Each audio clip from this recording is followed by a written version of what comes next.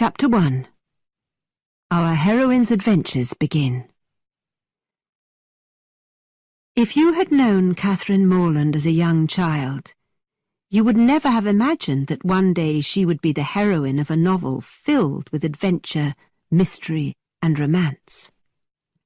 Her father was a respected clergyman, neither rich nor poor, and her mother was a strong, sensible mother of 10 children.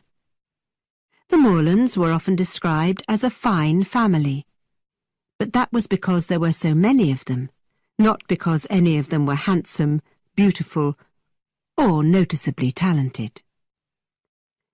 For the first 10 years of her life, Catherine was as ordinary as the rest of the Morlands. She was thin and clumsy, with dull skin and hair. She spent her time throwing a ball, riding a horse, or chasing her brothers and sisters, while avoiding any ladylike activities, like arranging flowers, nursing a poor injured pet, or watering a pretty rose bush. And certainly Catherine's education could not be described as appropriate for a heroine.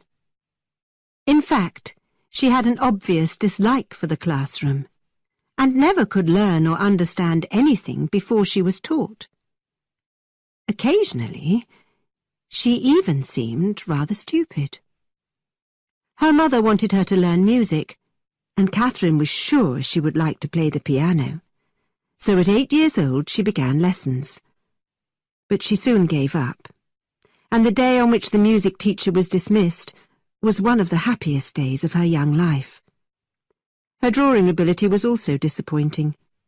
Although she enjoyed drawing animals, all her pictures, from chickens to horses, looked very similar.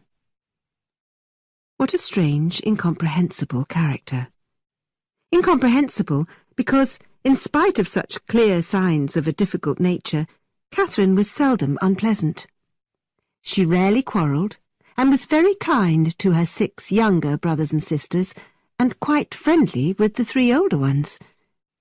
But it still must be admitted that she was untidy, noisy, and wild, and loved nothing better than rolling down her favourite hill at the back of the house. At 15, Catherine's appearance began to improve. Her skin was brighter, her hair was shinier and nicely styled, her eyes shone, and her figure was pleasing. Her love of dirt was replaced by an interest in the latest fashions, and in the possibility of going to a ball. She was quite thrilled one day to hear her father remark on her personal improvement. "Catherine is almost pretty today." To be almost pretty is a great prize to a girl who has been plain for 15 years. Catherine had never been interested in books full of facts and useful knowledge, but from the age of 15 she began to read the type of books which heroines must read. Stories of romance, adventure, and fantasy, set in mysterious foreign places. These supplied her memory with useful instructions about life, death, and especially love. And although she could not write poetry or play the piano or paint a picture, achievements we might expect in a heroine, she began, nevertheless, to admire those skills in others. At the beginning of our story, Catherine was 17 and eager for life.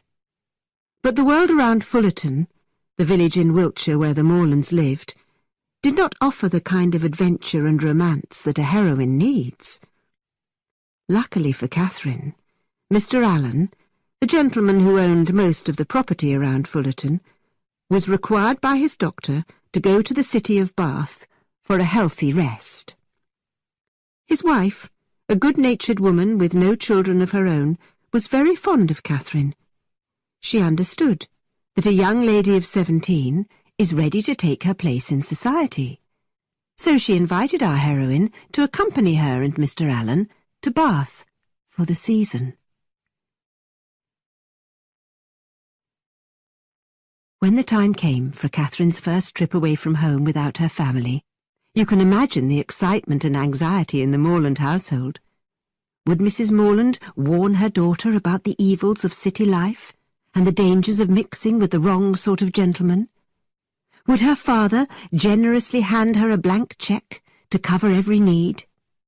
Would the sister closest to her in age insist that she write to her every day and tell her every detail of her life in Bath?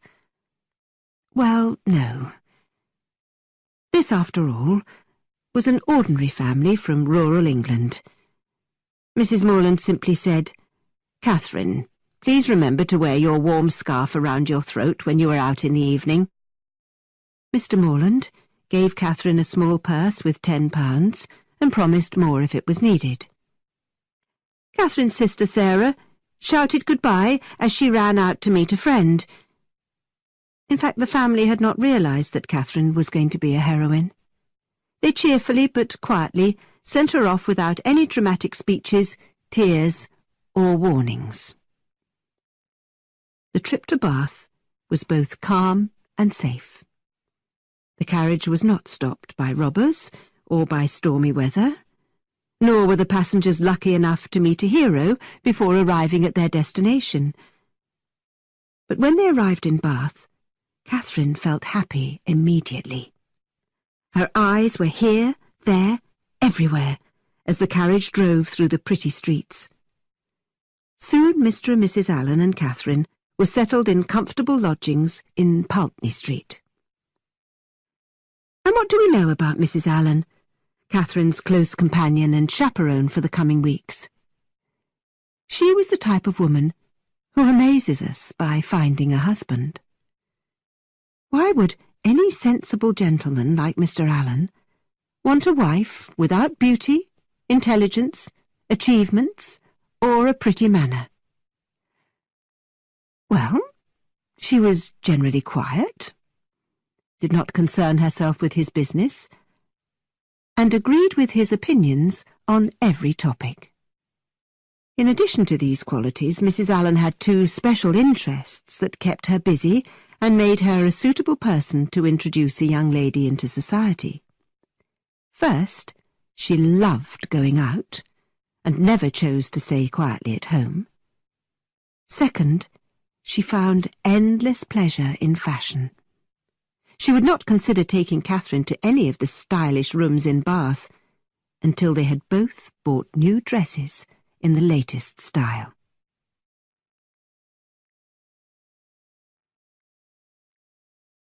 When they were ready to attend their first ball, Mrs. Allen declared that Catherine looked exactly as she should.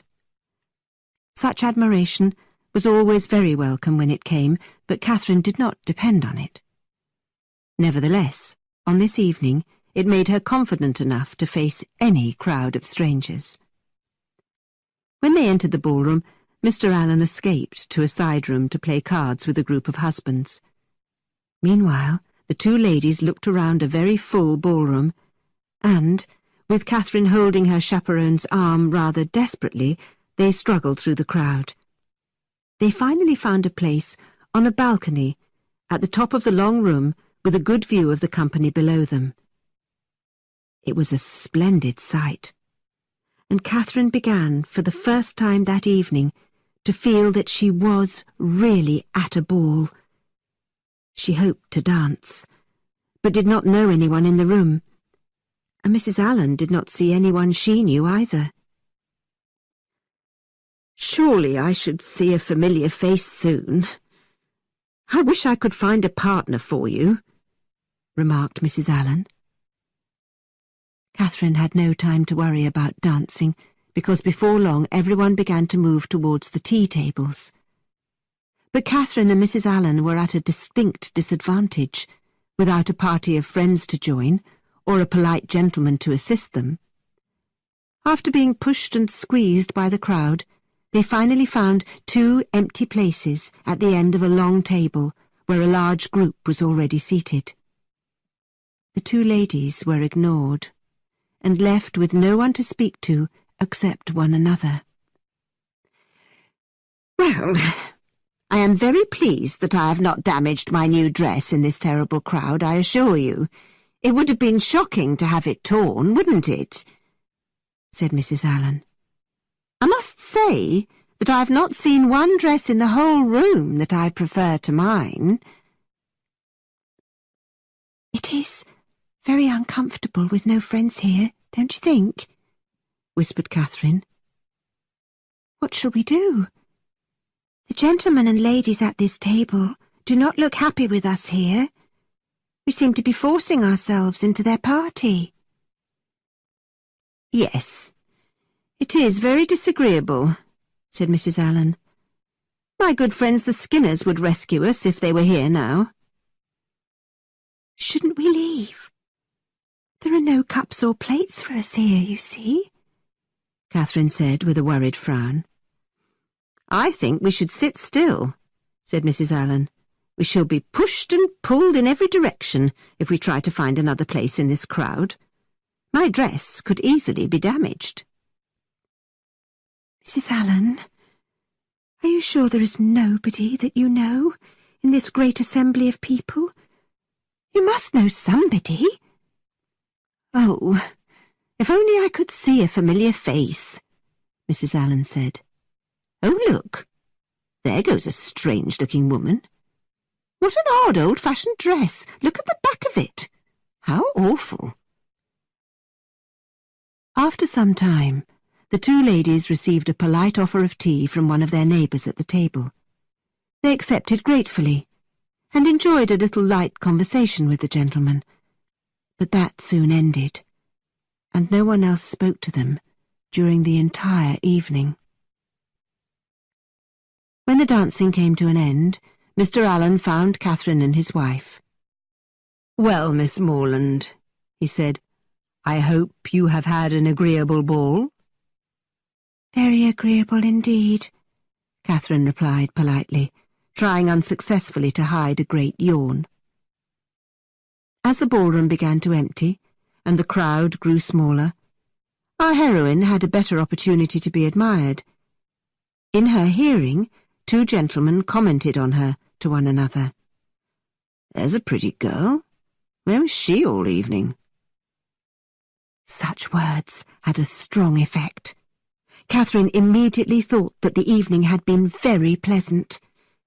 Perhaps an experienced heroine would expect more, but Catherine left the ball perfectly satisfied with her share of public attention.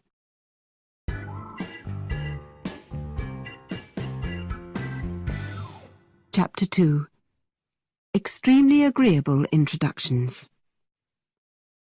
Every morning now brought its regular duties for Catherine and Mrs. Allen.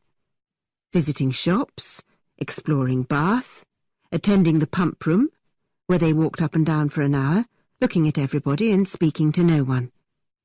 Mrs. Allen repeated her usual disappointment every morning. "Oh, my dear, I would very much like to find someone I know in this crowd." Then, on Friday evening, when they arrived in the lower rooms, Catherine's fortunes improved. Mr. King, whose job was to act as host, introduced Catherine to a young gentleman as her dance partner. Mr. Henry Tilney was about 25 years old, rather tall, with a pleasing, if not quite handsome, face, and in general an intelligent and energetic manner. He spoke politely, and Catherine felt lucky to have him as a partner.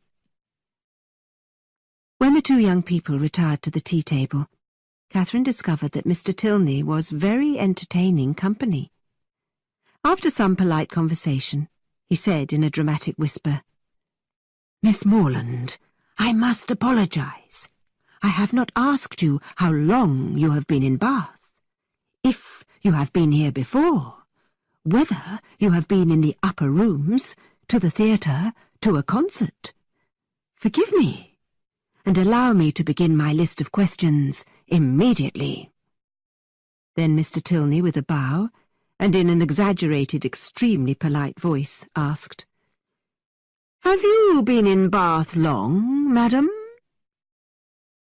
"About a week, sir," answered Catherine, trying not to laugh. "A week? Really?" replied Mr. Tilney with excessive surprise. "Why should you be so surprised, sir?" asked Catherine. She too was now speaking like an actor in the theatre. "That is a good question," said Tilney in his normal voice. "But reacting to your answers with appropriate emotions and gestures is my duty. Now, let us continue. Were you ever here before, madam?" "Never, sir," replied Catherine, enjoying the game. "How interesting!" cried Mr. Tilney, continuing with his actor's voice. "Have you been to the upper rooms, the theatre, the concert hall? And are you totally pleased with Bath?" Catherine smiled at her companion and said, "Yes, I have been everywhere, and I like the city very much." She turned her head away, not knowing whether she should laugh or not. "Miss Morland, will you be writing unkind things about me in your journal? I predict you will say, 'Friday, went to the lower rooms and had to dance with a silly man who bothered me with his strange conversation delivered in a funny voice.'" "I would never say such a thing," objected Catherine. "May I tell you what you ought to say?" asked Mr. Tilney. "Please, sir." "I danced with a very agreeable young man. We enjoyed a great deal of pleasant conversation, and he seemed a most extraordinary and intelligent person. I hope I get to know him better. That, madam, is what I wish you to write in your journal." "But perhaps I do not have a journal." "Not have a journal? How will you relive every dance, every flattering word, every admiring glance?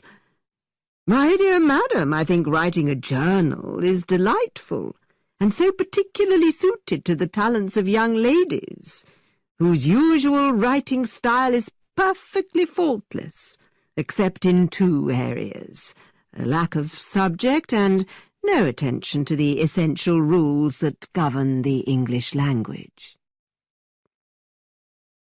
"You do not have a very high opinion of ladies' talents." "Actually, I believe that in every area where good taste is the basis for success, high achievement is quite fairly divided between the sexes," finished Mr. Tilney. But then this interesting discussion was interrupted by Mrs. Allen. "My dear Catherine, can you look at my dress? Have I torn it? It cost me more than any other dress in my wardrobe." "Madam, I can see why it was so expensive," said Mr. Tilney. "Miss Morland's dress, on the other hand, is pretty, but the fabric is too delicate. It will not wash well." Catherine began laughing and said, "Sir, how can you be so—" She almost said, "strange." But Mrs. Allen was delighted to talk about her favourite subject, and Mr. Tilney was polite enough to continue chatting about fabrics and current fashions for another 5 minutes. When Mr. Tilney and Catherine returned to the dance floor, he noticed a troubled look on his partner's face. "What are you thinking of, so seriously?" he asked. Catherine blushed. She had been wondering if Mr. Tilney had been too obviously teasing Mrs. Allen, but she said, "I was not thinking of anything." "You would not look so serious if something had not upset you. I would prefer to be told at once that you choose not to tell me what you are thinking." "Well then, I choose not to tell you," replied Catherine with clear determination. "Thank you," said her dance partner. "Now I can tease you about your serious secret thoughts and opinions whenever we meet. Nothing brings people closer than a bit of teasing. They danced again, and when the assembly closed, Catherine, at least, hoped that there would be many more opportunities to continue their friendship. She did not intend to dream of Henry Tilney that night. As a famous writer has insisted, a young lady must not dream about a gentleman or fall in love with him before the gentleman declares his love for her. As Catherine's host and protector, Mr. Allen inquired about her dance partner. Discovering that Henry Tilney was a clergyman from a very respectable family in Gloucestershire, allowed him to feel satisfied that he had done his duty.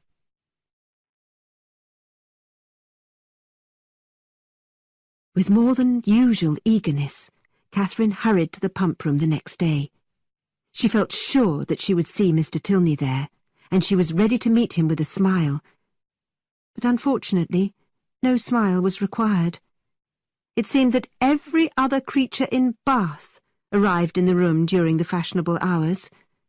Only Henry Tilney remained absent. Mrs. Allen once again repeated her usual complaint. "How pleasant Bath would be if we had some acquaintances here." This wish had been repeated by Mrs. Allen so often that it is not surprising that on this morning she had her reward. When she and Catherine sat down, the woman to their right stared at them for a few seconds before crying, "Madam, if my eyes do not deceive me, your name is Allen." Looking closely at the woman next to her, Mrs. Allen cried in delight, "Mrs. Thorpe, my old school friend. It is you, isn't it?" The two ladies had not been in contact for more than 15 years, and now their joy in meeting again was enormous.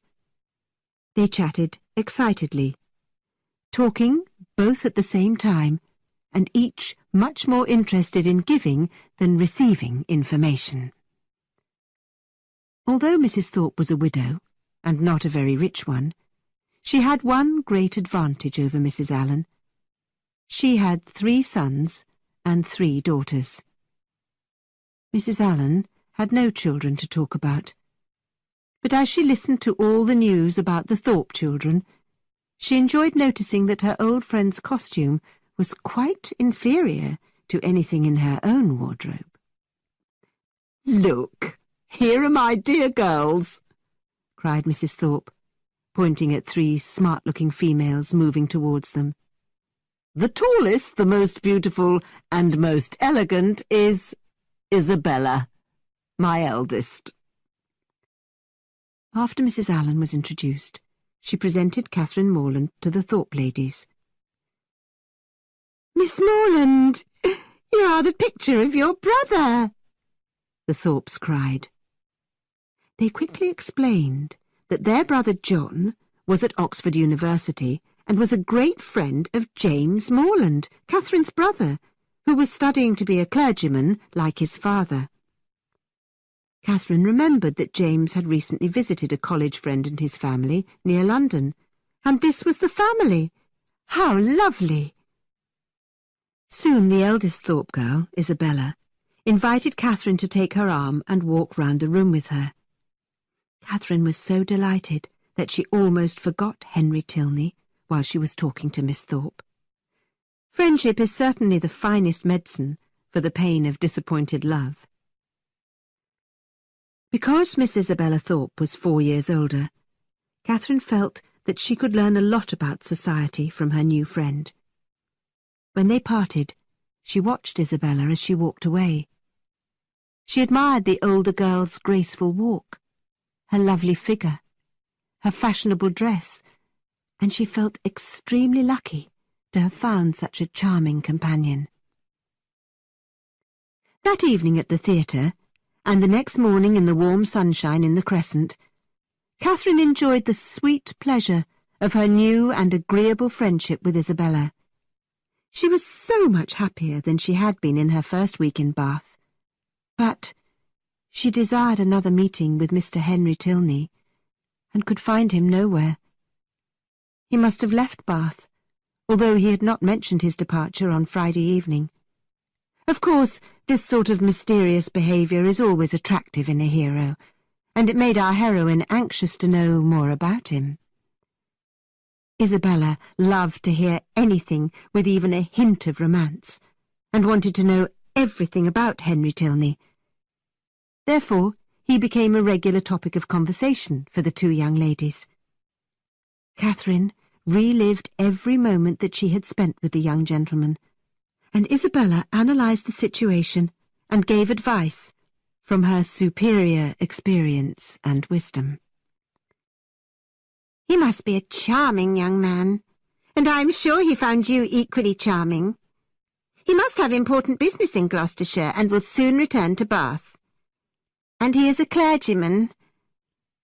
I have a particular liking for clergymen," Isabella said, in a rather dreamy voice. Not being experienced in the etiquette of romance, Catherine did not demand to know the cause of Isabella's emotional response to clergymen. Perhaps, as a good friend, she should have insisted that her friend tell her more about her particular liking. The friendship between the two girls nevertheless continued to grow and to become more and more affectionate. Even if the weather was very poor, the two young ladies walked through mud and rain to sit together and read novels. Yes, novels. To many people, novels are considered to be nothing more than foolish nonsense. But why? Novels may not be as serious as books about history or science or even art, but novels have humour, mystery, culture, and elegance. Do not therefore say, "Oh, it is only a novel."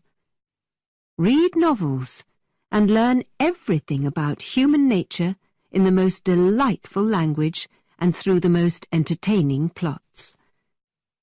Our two young ladies, you will see, had already learned this lesson. Listen to their conversation in the pump room after a friendship of only 8 or 9 days. "My dear Catherine," Isabella began, "I saw the prettiest hat you can imagine in the shop in Milsom Street.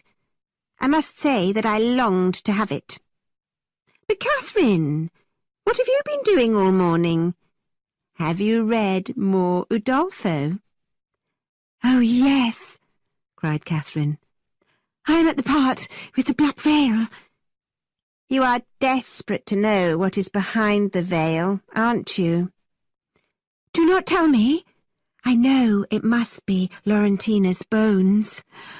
Oh, I love Udolpho. I assure you that only a meeting with you could persuade me to come away from it." "How charming of you. When you finish Udolpho, I have a list of 10 or 12 other Gothic novels that I am certain you will love," Isabella said. "But are they all frightening, and full of dark secrets and mysterious accidents?" hoped Catherine. "Of course," Isabella assured her. "My friend Miss Andrews has recommended them to me. Miss Andrews is as beautiful as an angel, and I often scold men terribly for not admiring her." "Scold them? Do you really scold them for not admiring her?" asked Catherine, who was quite shocked by Isabella. "Yes. In fact, I told Captain Hunt at a ball this winter that even if he teased me all evening, I would not dance with him unless he admitted that Miss Andrews was beautiful. I am determined to show men that we ladies are capable of real friendship. For example, if I heard anybody say anything negative about you, I would quickly lose my temper. Of course, that will not happen, because you will always be a great favourite with the men." "How can you say that?" Catherine cried, blushing bright red. "Dear Catherine, Miss Andrews is really quite dull compared to you. I saw a young man watching you yesterday, and I am sure he is in love with you. Don't look embarrassed. I understand perfectly that your heart is attached to another man who shall remain nameless.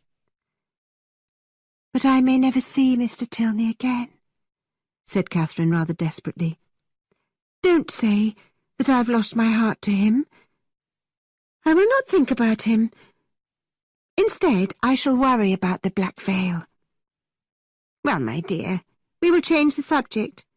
Have you decided what you will wear tonight? I am determined to dress exactly like you. The men take notice of that sometimes, you know. Does it mean anything? Asked Catherine innocently. Mean anything? I make it a rule to ignore what men notice or what they say. They are often very bold if you do not treat them with spirit and make them keep their distance. Are they bold? Men always behave very politely to me, said Catherine, feeling quite confused. Oh, men think they are so important. But listen, I have meant to ask you something. Do you prefer men with dark or fair hair?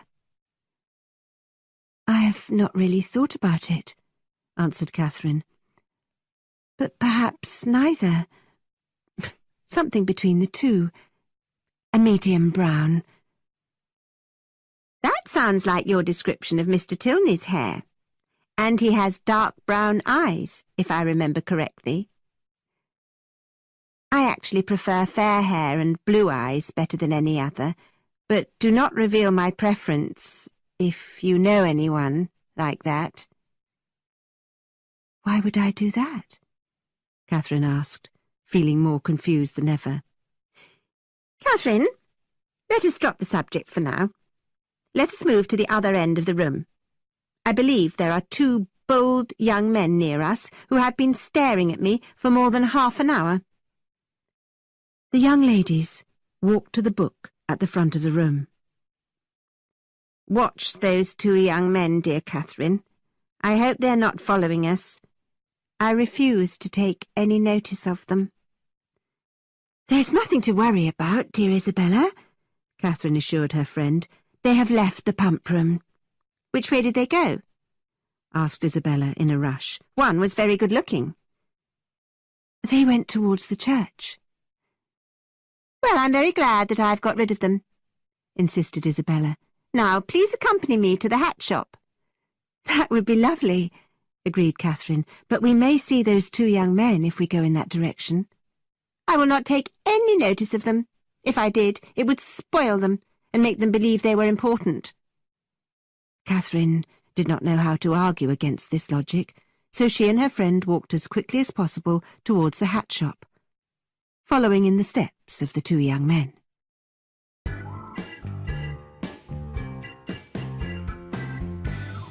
Chapter 3. A Complicated Social Life. The young lady's progress was stopped at the busiest crossroads in Bath.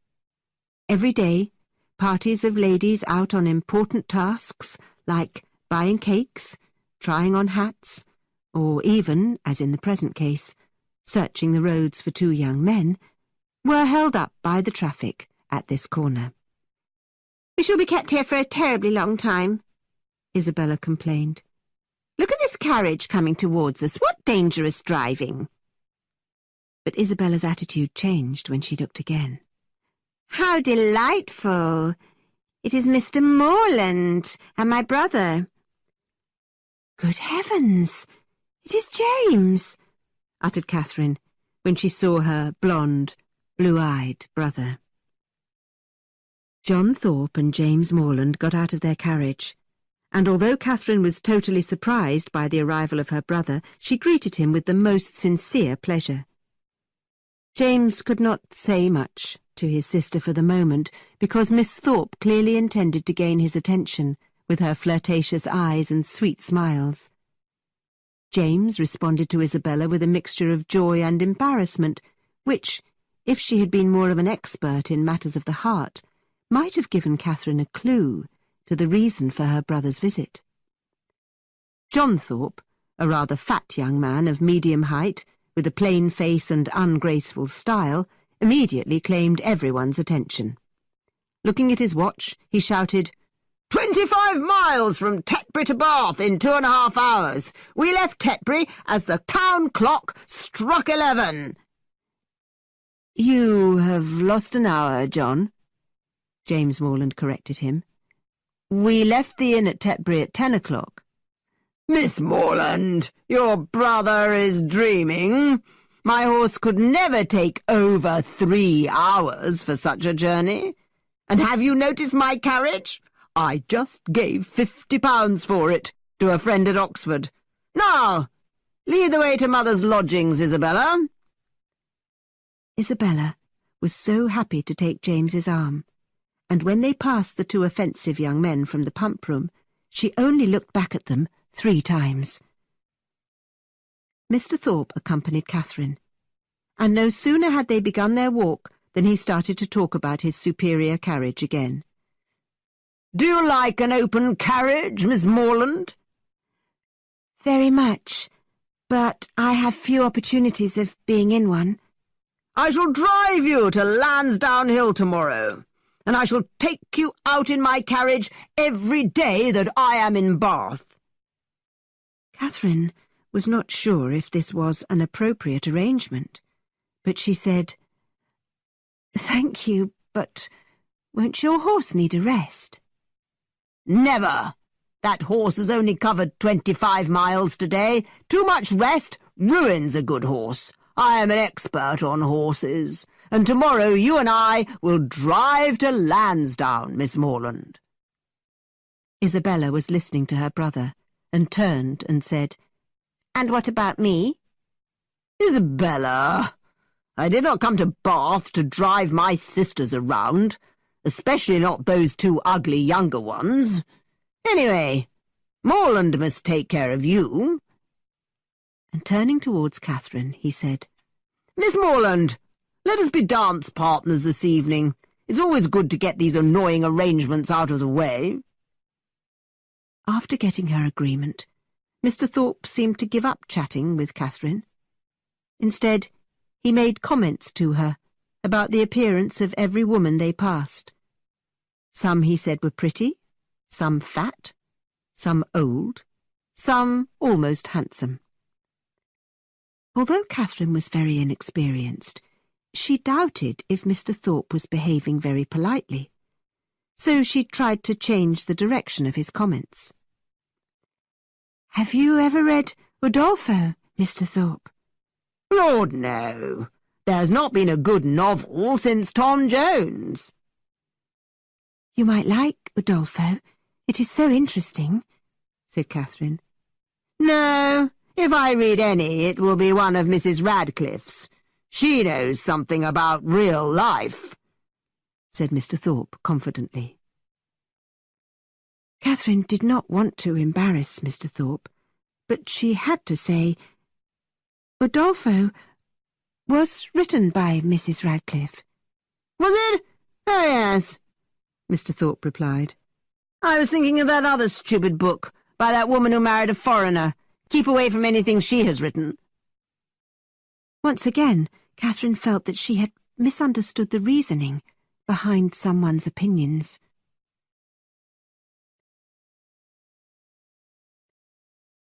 When James Morland visited his sister and Mr. and Mrs. Allen at their lodgings later that afternoon, he asked, Well, Catherine, how do you like my friend Thorpe? If John Thorpe had had no connection to her brother or to her new friend, and if there had been no invitation for carriage rides and dance partners, Catherine would have said, I do not like him at all. But under the present circumstances, she said, I like him very much. He seems very agreeable. He is a good-natured fellow. Perhaps a little too full of opinion sometimes, but you girls like that in a gentleman, don't you? And how do you like the rest of the family? Oh, very much, especially Isabella, Catherine said happily. I'm very glad to hear you say that, said James. She has so much good sense, and is so friendly and kind. Since I met her, I've wanted you to meet her, and now I learn that she already has a very high opinion of you. I'm sure you may be very proud of receiving praise from a girl like Miss Thorpe. And I am sure she is greatly admired in a place like Bath, isn't she?" "I believe so," agreed Catherine. "Mr. Allen thinks that she is the prettiest girl in the city." "I do not know any man who is a better judge of beauty than Mr. Allen. And, dear Catherine, are you pleased to be here?" "James, I have never been so happy," admitted Catherine. "Everything is so exciting. And now I'm even more delighted. How good it is of you to come so far to see me." The Morland children had been taught not to lie, so James chose his next words carefully. He simply said, "My sweet Catherine, I love you dearly." The Thorpes and the Allens, with Catherine and James Morland, met that evening in the upper rooms. Isabella was all smiles when she saw Catherine, and the two girls followed their chaperones into the ballroom, whispering to each other and exchanging affectionate glances. James was engaged to dance with Miss Thorpe, and invited her to join the sets of dancers when the music began. Catherine, who you will remember was also engaged to dance, could not see her partner anywhere. "Mr. Morland, I cannot possibly begin to dance while my dear friend is without a partner. We will wait here with her until my brother returns," explained Isabella. Catherine felt very grateful for this kindness, and she continued to chat with Isabella for another 3 minutes. But after turning to James Morland, on her left, Isabella whispered, "My dear Catherine, your brother is so impatient to begin. I know you will forgive me for going away, and I'm sure John will return in a moment, and then you can come and find me." Catherine was too polite to oppose her friend's plan as she watched the couple hurry onto the dance floor, but she was upset and rather cross. Not only did she want to dance, but she also did not want to be pointed out as a young lady in need of a dance partner. Nevertheless, such things happen in a heroine's life. Catherine suffered, but she made no comment about the disappointment caused by John Thorpe's rude behaviour. After another 10 minutes, Catherine was shaken from this angry state by the sight of Mr. Henry Tilney, who was walking towards her party with a young woman on his arm. Fortunately, he had not seen her yet, so she was able, like a true heroine, to hide her blush and sudden smile.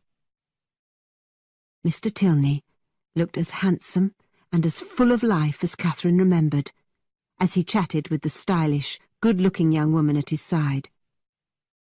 Instead of turning pale and filling her head with tragic thoughts of a possible Mrs. Henry Tilney, Catherine correctly guessed that the young lady was the sister who Mr. Tilney had mentioned to her and Mrs. Allen on Friday.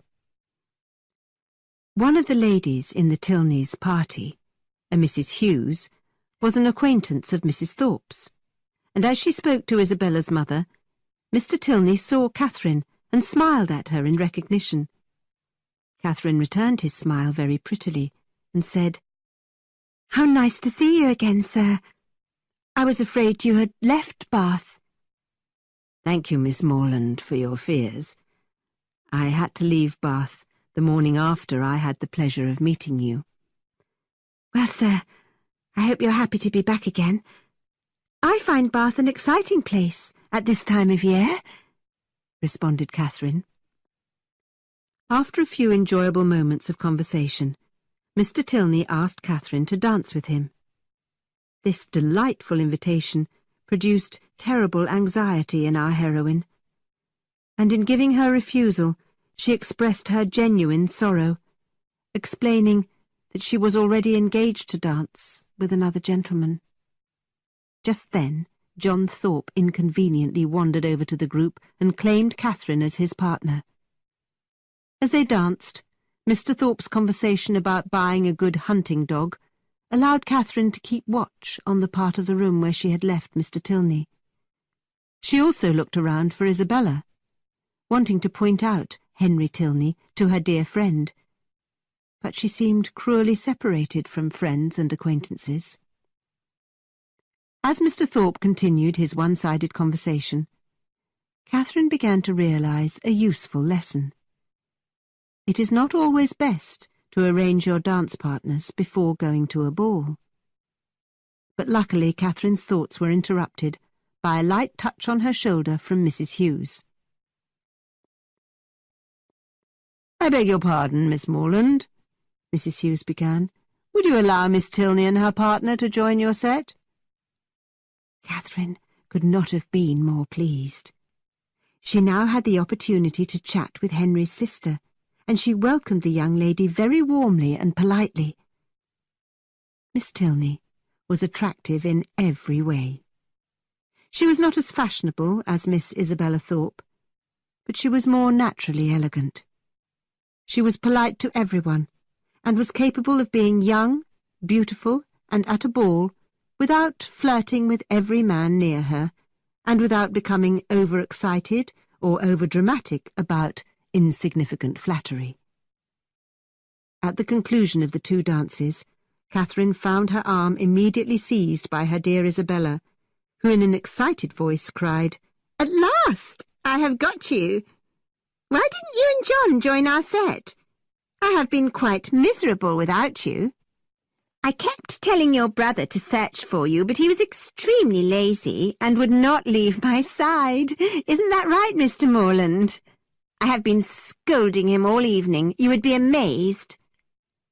Catherine pulled Isabella away from James and whispered urgently, "Do you see that young lady with the white ribbons in her hair? It is Mr. Tilney's sister." "Oh, let me get a good look at her," cried Isabella. "I have never seen anyone half as beautiful, so wonderfully dressed. But where is her famous brother? I am dying to see him." "What is all this whispering about?" asked James. "Men are so much more curious than women," teased Isabella.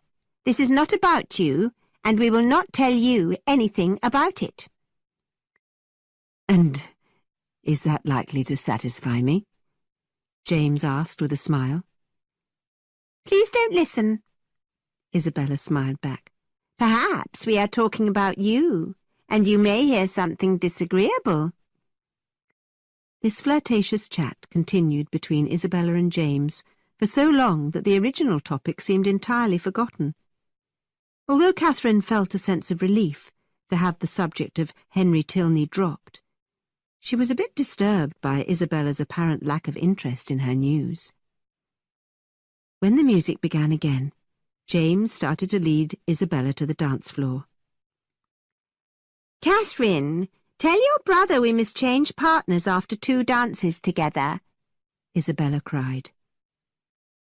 "My dear Miss Thorpe," objected James politely. "In these public assemblies we are not required to change partners." "You men," cried Isabella, "always insist that you are correct about everything. Catherine, tell your brother that everyone, including you, would be shocked if we danced together again." "I do not see why anyone would be shocked," Catherine said innocently. "But if you think it is wrong, you should of course change partners." "You see, James, your sister is on my side, but you will not listen to her. Well, remember, sir, it is not my fault if all the old ladies start gossiping about us." And off she went to dance again with Mr. James Morland. Meanwhile, John Thorpe had disappeared again, and Catherine had to return to her seat beside Mrs. Allen and Mrs. Thorpe. "Oh, my dear, did you see Mr. Tilney just now? He was tired of sitting and went off to find a dance partner," reported Mrs. Allen. "I thought perhaps he would ask you to dance if he saw you." "Where can he be?" said Catherine desperately. She looked round and saw him leading a young lady to the dance floor. Catherine had missed the most desirable opportunity of the evening, and was not in a friendly mood when John Thorpe came up to her and said, "Well, Miss Morland, I suppose you and I should have another dance together." "No, thank you," Catherine said rather coolly. "I do not intend to dance again this evening." "Oh, really? Well, let us walk around the room and examine everyone. We could start with my two younger sisters and their partners. Did you ever see such silly, unattractive girls?" Catherine did not enjoy Mr. Thorpe's comments, and again excused herself from joining him.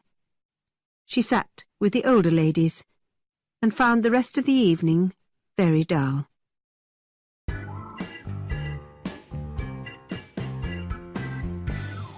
Chapter 4.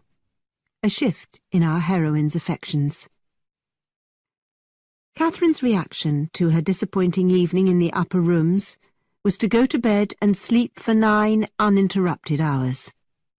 She awoke the next morning perfectly rested, in excellent spirits, and with fresh hopes and schemes.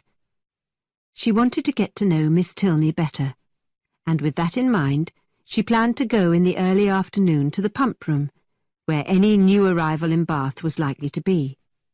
And so, our heroine happily sat with Mrs. Allen that morning, reading her book and smiling at her companion's comments about everything that crossed her mind, from a stain on the carpet to the noise of a carriage in the street.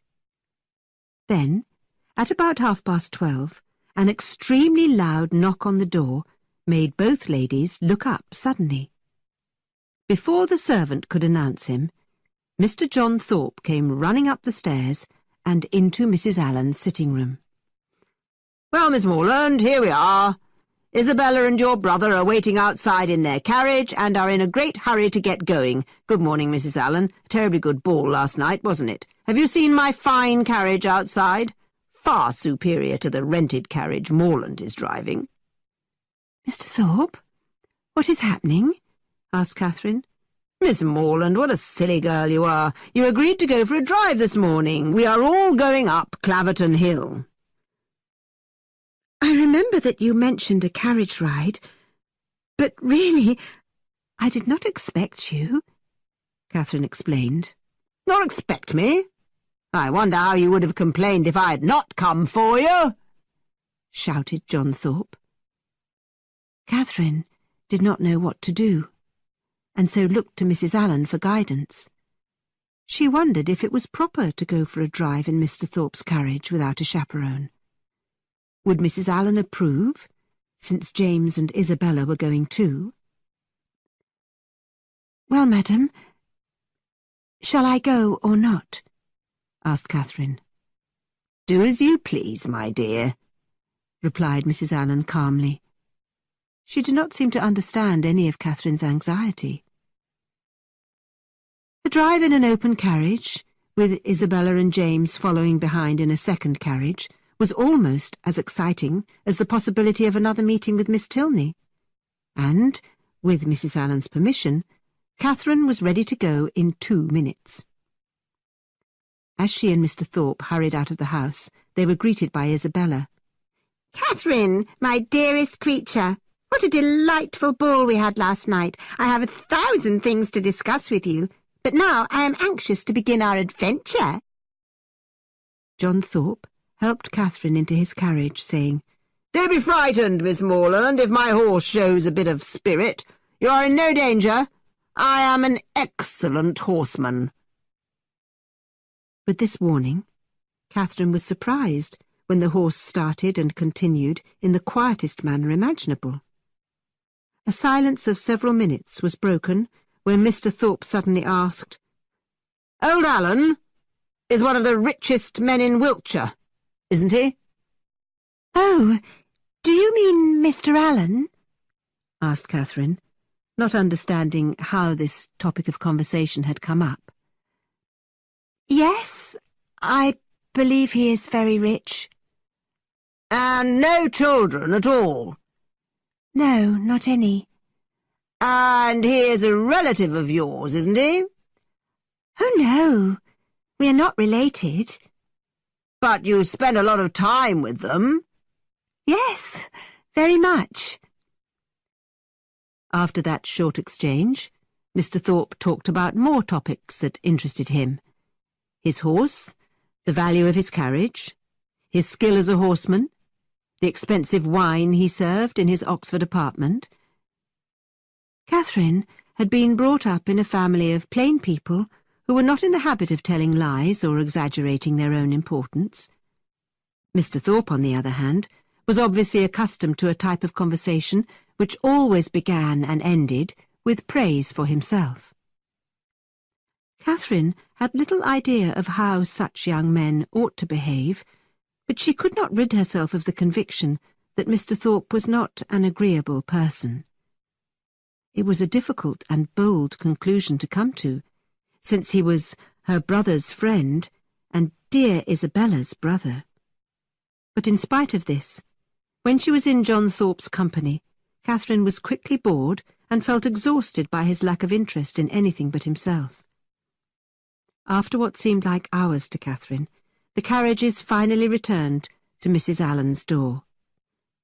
"Past 3 o'clock!" cried Isabella. "It is impossible! I cannot believe my watch. No 2.5 hours have ever gone by so rapidly and so nicely. Don't you agree, dear Catherine?" Our heroine could not tell a lie, even to please Isabella, but she was spared the need to disagree with her friend, because Isabella did not wait for her answer. "I have 1,000 things to talk to you about, but now I have to go home," complained Isabella, and with the gestures of a tragic actress mixed with her satisfied smile and laughing eyes, Isabella called good-bye to Catherine and left her. Catherine found Mrs. Allen in her sitting-room. "Well, my dear, I hope your afternoon was as pleasant as mine," began Mrs. Allen. "I went to the pump room as soon as you were gone and met Mrs. Thorpe there.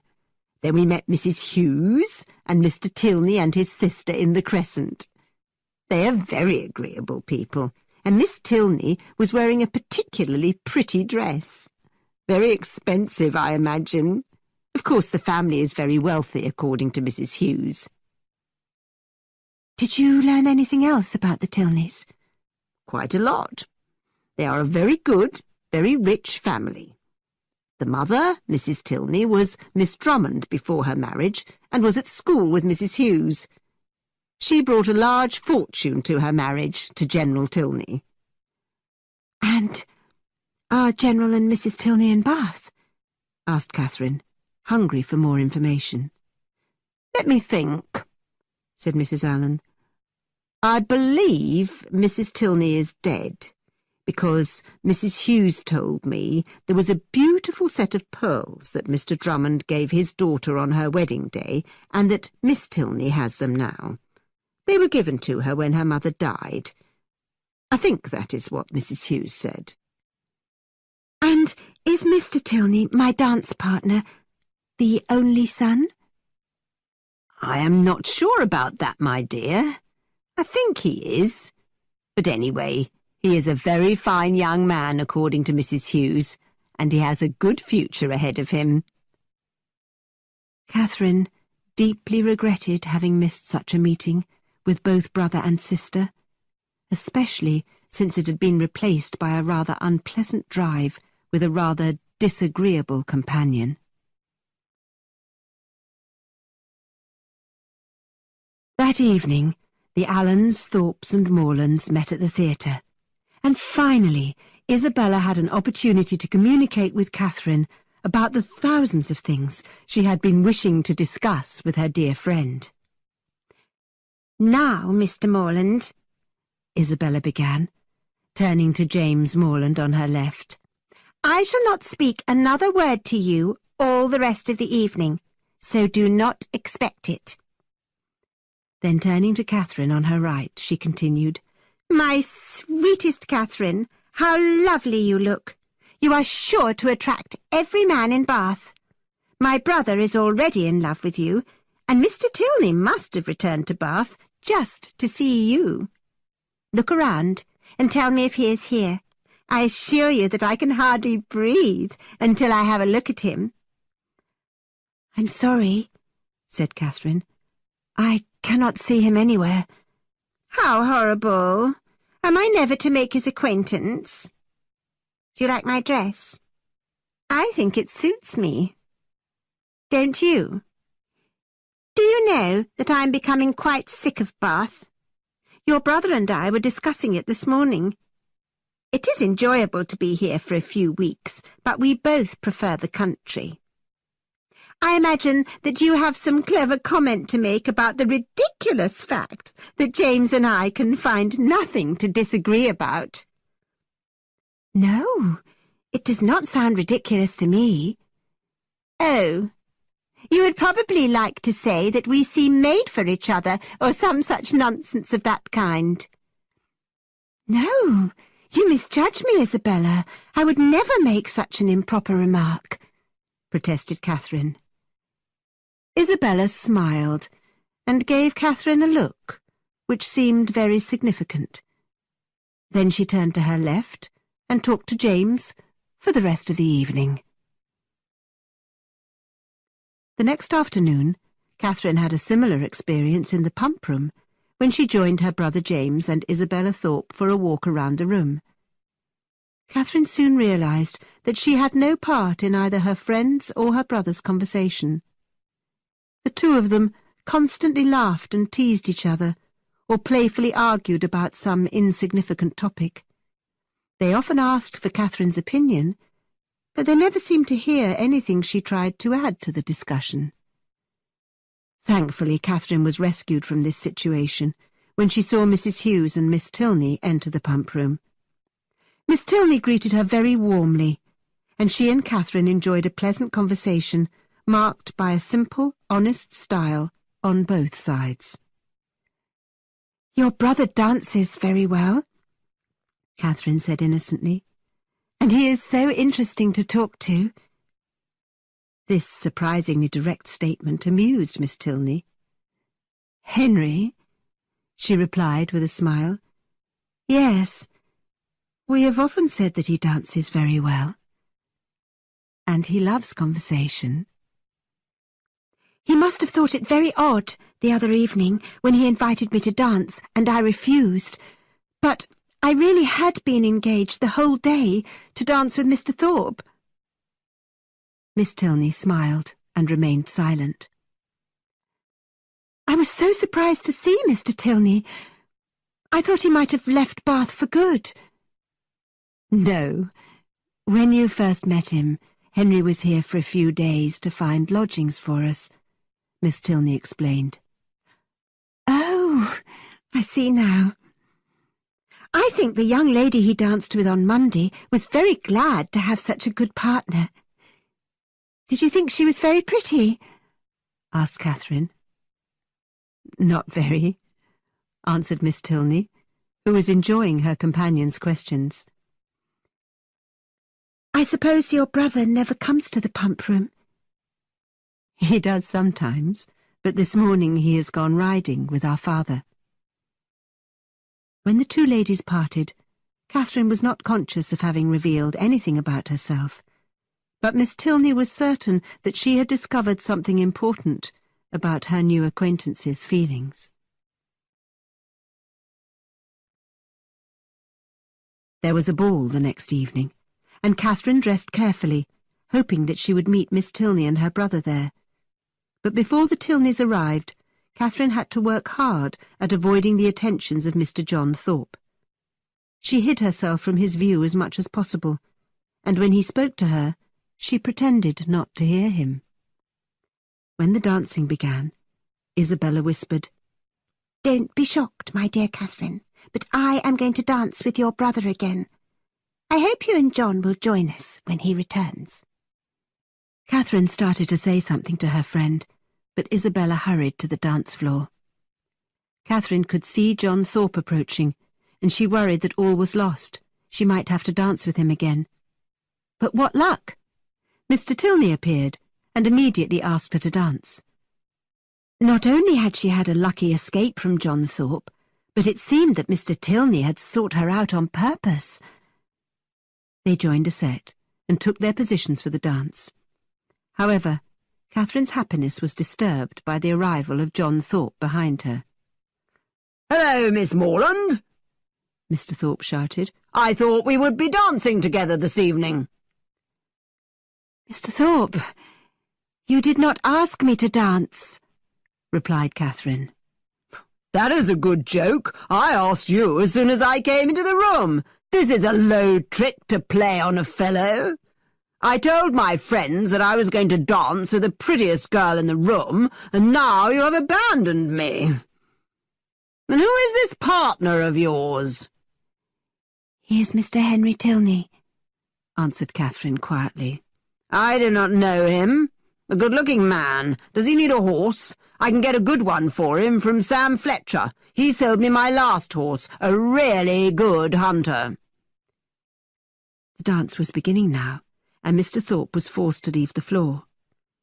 When Mr. Tilney came close to Catherine, he said, "I was getting very impatient with that gentleman, taking your attention from me. We have agreed to be faithful to each other as dance partners for the evening, and a man who tries to claim the attention of another man's partner is breaking what I consider an important contract. Neither person should look around and wonder about the advantages of having a different partner. Don't you agree?" "Yes, of course I agree," answered Catherine enthusiastically. "May I come to the conclusion, then, that if the gentleman who spoke to you just now were to return, or if any other gentleman wanted to talk to you, you would excuse yourself and concentrate your attention on me, your partner?" "Well, it would be honest to say that I do not want to talk to any other gentleman this evening," Catherine said prettily. "I am very satisfied with that guarantee, and I shall continue with courage. Do you find Bath as agreeable as when I had the honour of asking that question before?" "Yes, quite. Even more so than before." "More so? Be careful. The fashionable young ladies always get tired of Bath at the end of 6 weeks. "Well, other people must judge for themselves, but I do not think I would be tired of Bath at the end of 6 months," insisted Catherine. "I do not think I could ever be tired of Bath." As the dance progressed, Catherine noticed a handsome older man with a rather noble attitude standing in the crowd and staring at her. Then she saw him whisper something to Henry Tilney, and both men looked at her again before the older man withdrew from the dance floor. Henry politely approached Catherine and said, "That gentleman is General Tilney, my father, and he was asking me who you are." Later that evening, Catherine had a very welcome opportunity for a chat with Henry Tilney and his sister. They discovered that all three of them had a special liking for country walks. "Shall we have a walk together one morning?" suggested Miss Tilney. "I would like that better than anything in the world," Catherine said enthusiastically. "Shall we go tomorrow?" The three young people agreed, unless there was rain, to go out for a walk together at 12 o'clock the next day. And so, although she had seen hardly anything of her good friend Isabella during the entire evening, Catherine travelled home in the carriage with Mr. and Mrs. Allen in such good spirits that she danced in her seat all the way.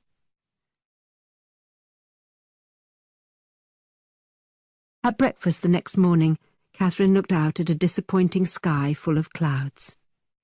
Then at 11 o'clock, when she was watching the weather with great attention, a few drops of rain hit the sitting-room window. "Oh, Mrs. Allen, do you think the rain will stop before midday?" "Perhaps it may, my dear," answered Mrs. Allen, "but then the streets will be very dirty and muddy." "I do not mind dirt and mud. I would still be happy to go for a walk. But oh dear, now I see 4 raised umbrellas. But I will not give up until 12:30. Catherine said. "That is just the time of day for the weather to change. Oh, why can't we have the kind of beautiful weather they had in Udolpho?" Then, just as the clock struck the half-hour, the sky really did begin to clear and the rain stopped. In 10 more minutes the sun was shining and it promised to be a fine, bright afternoon. Catherine continued to sit at the window, hoping that the Tilneys would appear for their country walk. But instead of the Tilneys, she was surprised by the arrival of Isabella and John Thorpe, and her own brother James. "Be hasty, Miss Morland!" shouted Mr. Thorpe, as he entered Mrs. Allen's sitting-room. "The carriages are waiting, and we're all going to Clifton to dine, and then on to Blaise Castle." "Thank you, but I cannot go. I am waiting for my friends, Mr. and Miss Tilney. I am engaged to go for a walk in the country with them. They promised to come at 12, but it rained. Now, with this fine weather, I expect them here soon." "No, they will not be coming," insisted Mr. Thorpe. "I saw them in a carriage and heard them say that they were going as far as Wick's Rocks. Anyway, it is much too dirty for a country walk." "Oh, that is disappointing," said Catherine. "But what about this castle? Is it really old? Is it like the castle in Udolpho?" "It is almost exactly the same," said Mr. Thorpe. "Then, shall I go, Mrs. Allen? What do you think?" Catherine asked. "Well, my dear, I suppose you should go," said Mrs. Allen. And in 2 minutes the 4 young people had begun their journey. Catherine felt upset that she had not heard anything from the Tilneys, but she had to admit that she was excited about seeing a real castle. The carriages went down Pulteney Street and through Laura Place, and John Thorpe once again talked about his horse and his skills as a driver. Then, near Argyle Street, Mr. Thorpe said, "Who is that girl on the pavement who is staring at you as we passed her?" Catherine looked back and saw Miss Tilney walking along the pavement, holding her brother's arm, and both of them were looking directly at her. "Stop, stop, Mr. Thorpe!" Catherine cried impatiently. "It is Miss Tilney and her brother. How could you tell me that they had gone out of town? Stop, stop! I must speak to them." But John Thorpe did not stop. In fact, he laughed and encouraged his horse to go faster, and in another minute the Tilneys were out of sight. Now the carriage was moving so quickly that Catherine could not possibly escape from it, and she felt extremely angry. "Why did you lie to me, Mr. Thorpe? And why didn't you stop when I asked you to? They must think that I am very rude." Their drive, even after they had stopped talking about the Tilneys, was not very agreeable. Catherine obviously would have preferred a country walk with the Tilneys, but at least she had a real castle to look forward to. When they could see the town of Keynsham, James Morland shouted at Mr. Thorpe, and the 2 carriages came to a stop. "We had better go back, Thorpe," James began. "Isabella agrees. We left too late to visit Blaise Castle today." "It does not matter to me," said Mr. Thorpe, turning his carriage around for the drive back to Bath. As they started again, he said to Catherine, "Your brother is a fool not to have his own horse and carriage. If he had a good horse like mine, we could easily have reached the castle today." "But he could not afford to keep a horse and carriage," objected Catherine. "And why can't he afford it?" "He does not have money for those things," replied Catherine. "Well, I think it is a bad practice for people who are rolling in money to be too mean to have a good horse and carriage." Catherine did not understand what Mr. Thorpe was talking about, and she had become less and less willing to listen to anything he had to say. They returned to Pulteney Street without her speaking 20 words. When she entered Mr. and Mrs. Allen's house, a servant told Catherine that a young lady and gentleman had called for her a few minutes after she had set off with Mr. Thorpe. Thinking about this upsetting news, our heroine walked slowly upstairs to her room, but was stopped by Mr. Allen. "Dear Catherine, I'm glad your brother was sensible enough to bring you home in good time.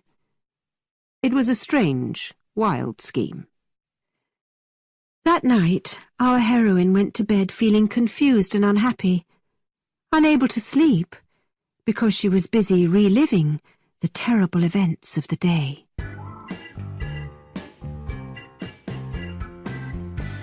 Chapter 5. Seeds of Misunderstanding. "Mrs. Allen," said Catherine the next morning, "will there be any harm in my visiting Miss Tilney today? I will not be calm until I have explained everything that happened yesterday." With Mrs. Allen's permission and advice on which dress to wear, our heroine anxiously hurried to the Tilneys' lodgings in Milsom Street. The door was opened by a servant, who said he would check if Miss Tilney was at home. When he returned to Catherine, the servant said, "Miss Tilney has gone out." Something made Catherine think that Miss Tilney was in the house, but was too offended to see her. When she got to the bottom of the street, she looked back, and saw Miss Tilney and General Tilney himself coming out of the house. Catherine's first reaction was to feel angry, but then she remembered how her own actions might have been misinterpreted, and was determined not to judge Miss Tilney unfairly. Catherine was in a rather thoughtful mood all day, but was persuaded to go to the theatre that night with the Allens and the Thorpes. The comedy, one that she had been looking forward to seeing, almost immediately lifted her mood. But at the beginning of the fifth act, Catherine saw Mr. Henry Tilney and his father join a group of people in the opposite box, and all her anxiety and distress returned. She lost interest in the play and watched Mr. Tilney. Finally, he looked towards her and bowed, but what a cold bow it was. He did not smile, and immediately turned his eyes back towards the stage. Catherine's heart raced, and she felt miserable and eager for an opportunity to explain herself to him. The play came to its conclusion. The curtain fell, and Catherine's wish came true. Henry Tilney came round to the Allens' box. He greeted the Allens very politely, but Catherine did not wait for him to speak to her. "Oh, Mr. Tilney, I have been quite wild to speak to you, to make my apologies. You must have thought me so rude yesterday. But really, it was not my fault, was it, Mrs. Allen? Mr. John Thorpe told me that you and your sister had gone out in your carriage. What could I do? But I would have 10,000 times preferred to be with you, wouldn't I, Mrs. Allen?"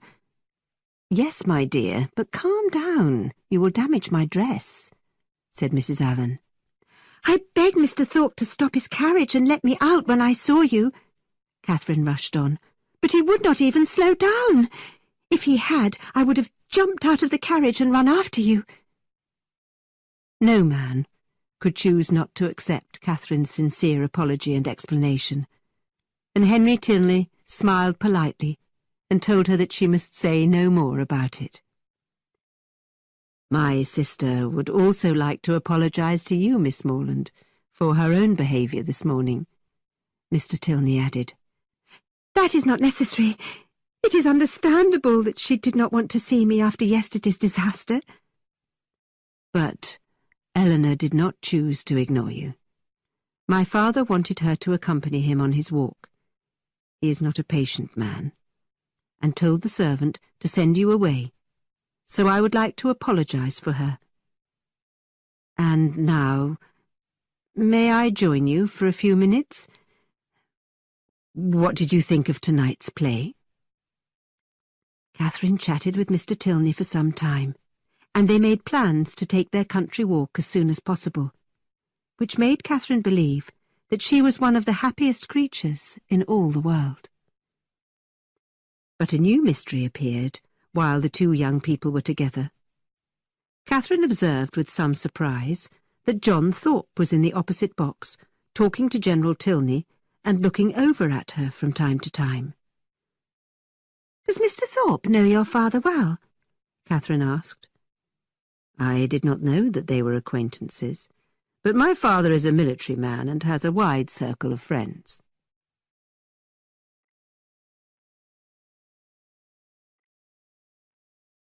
On Sunday afternoon in the Crescent, Catherine met Henry and Eleanor Tilney by chance, and they decided to go for their country walk the next morning.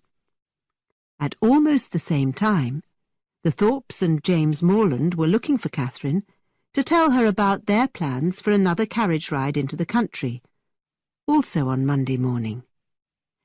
"My dear," Isabella began when they found Catherine, "we are going on our trip to Clifton tomorrow morning. You must be ready early so that we have time to see and do everything." "I'm very sorry, but I cannot go with you tomorrow. I'm engaged to go for a walk with Eleanor Tilney and her brother." "But we cannot go without you," complained Isabella. "Explain that you had forgotten you were engaged to go with us." "Don't try to persuade me, Isabella. I will not break my engagement with the Tilneys." But the discussion did not end there. "My dearest, sweetest Catherine, you cannot refuse such a small request from me, a friend who loves you so dearly," Isabella tried. "You cannot possibly love Miss Tilney more than you love me. You can go for your country walk another day." But Catherine would not change her plans. "Well, I cannot help feeling jealous when I see that you prefer strangers over me," answered Isabella, as she wiped away a tear from her cheek. It seemed to Catherine that Isabella was actually behaving quite selfishly, and not considering her feelings at all. "I am sorry, but I will not change my plans," Catherine insisted. "Very well, then. That is the end of our party tomorrow. If Catherine does not go, I cannot," said Isabella through her tears. "It would be very improper." "Why can't Mr. Thorpe invite one of his younger sisters? I imagine they would like to go for a carriage ride," suggested Catherine. Mr. Thorpe, who had left the group for a few minutes, heard this suggestion and shouted, "Thank you very much, but I did not come to Bath to drive those silly girls around. And anyway, I have solved the problem, and now we may all forego tomorrow with no worries. I have spoken to Miss Tilney and made your excuses. You can go out with them another day." "No! I cannot believe you would do such a thing!" cried Catherine. "I have done it. I told her you had sent me to say that having just remembered a prior engagement of going to Clifton with us tomorrow, you could not walk with her until Tuesday. She said Tuesday was convenient for her, so there is an end to our argument. That was a good idea of mine, wasn't it?" "No, it was not. I must run after Miss Tilney and explain everything. You had no business inventing a message from me and trying to trick me into doing what I thought was wrong." As Catherine rushed off to find Miss Tilney, her mind was greatly troubled. She did not like disappointing and displeasing her brother and Isabella, but she would not break a promise that had already been made, and she would not fail to keep an engagement with Miss Tilney and her brother for the second time. She saw the Tilneys and their father as they entered their lodgings, and hurried after them. "Miss Tilney!" Catherine shouted. "I told them that I could not go with them. I ran here to explain everything to you." Although Catherine's speech was not completely clear, the Tilneys understood her, and everyone was on friendly terms again. Eleanor introduced Catherine to General Tilney, who welcomed her into their house very politely, and invited her to join them for dinner one evening, if the Allens could spare her. After sitting with the three of them for a quarter of an hour, General Tilney accompanied Catherine to the street and said goodbye in the most graceful, friendly manner. At Pulteney Street, Catherine wondered if she had been unkind to Isabella and James, and mentioned their plan to Mr. Allen. "Were you thinking of going with them?" asked Mr. Allen. "No, sir. I had just agreed to go for a walk with Miss Tilney, so I could not go with them, could I?" "No, certainly not. And I'm glad you would not consider it. I do not approve of young men and women who are not related, driving around the country in open carriages, going to inns and public places together. It is not proper, and I am surprised that Mrs. Thorpe allows it." "I wish Mrs. Allen had stopped me on the other occasion," said Catherine quietly. "No harm has been done," Mr. Allen replied, "but I would advise you, my dear, not to go out with Mr. Thorpe any more."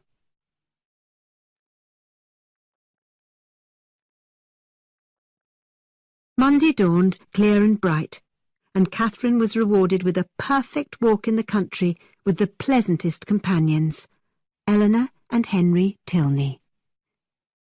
The conversation covered every imaginable topic, ranging from the novels of Mrs. Radcliffe, which all three were fans of, to an analysis of the current government.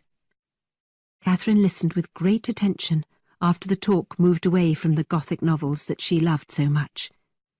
She was very impressed with how much both Eleanor and Henry knew about history, art, nature, and even politics. You may remember that she had never been a very willing student, and this fact actually made her very good company for such clever conversationalists as the Tilneys. Obvious admiration for a young man's superior knowledge is always a great advantage in an attractive young woman.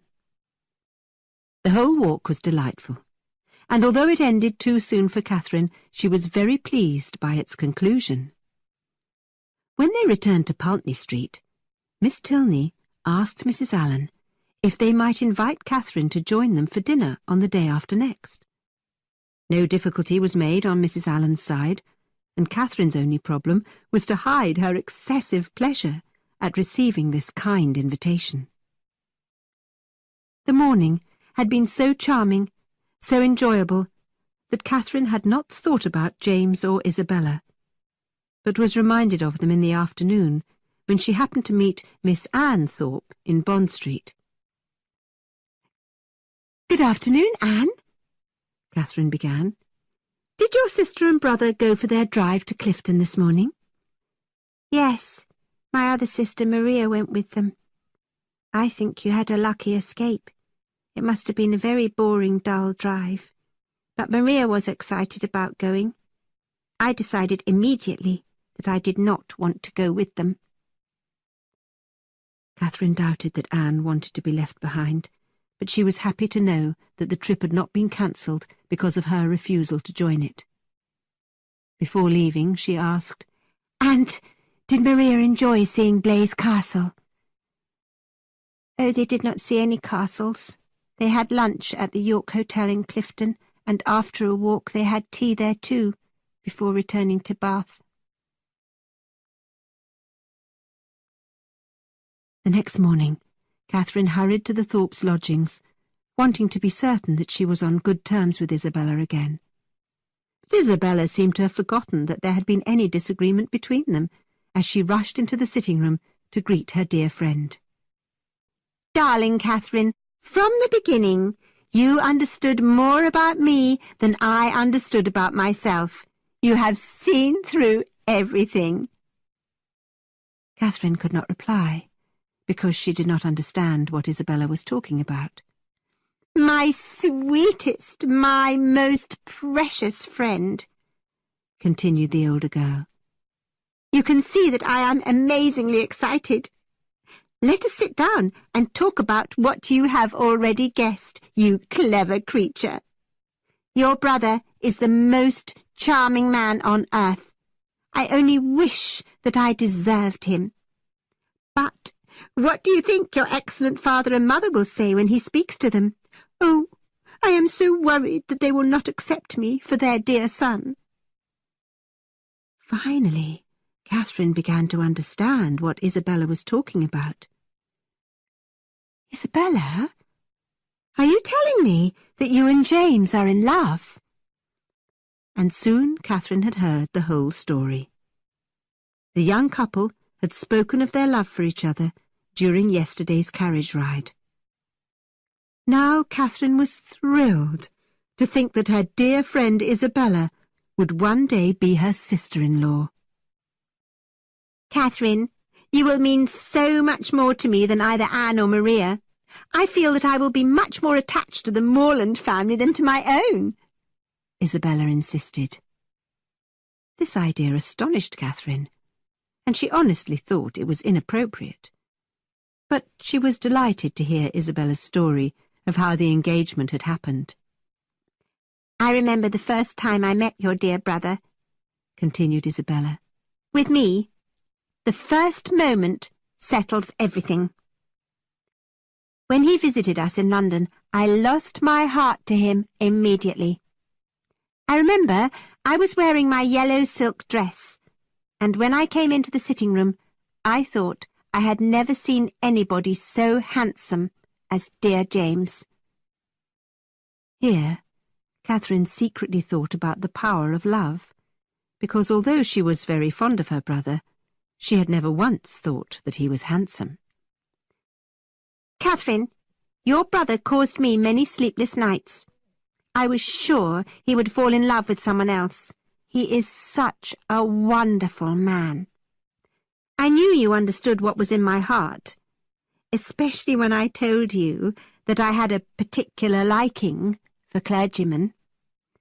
I was sure that my secret would be safe with you." Once again, Catherine was surprised by what Isabella thought she knew. But she saw no reason to change her friend's mind about the situation. She learned that her brother was already on his way to Fullerton to ask for his parents' permission to become engaged to Miss Isabella Thorpe.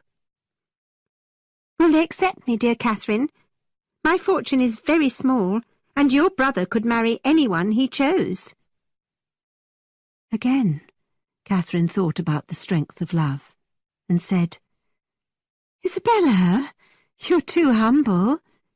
The difference between your fortunes will not affect anything." "Catherine, not everyone would have such a generous heart as yours. I just wish that the situations were reversed.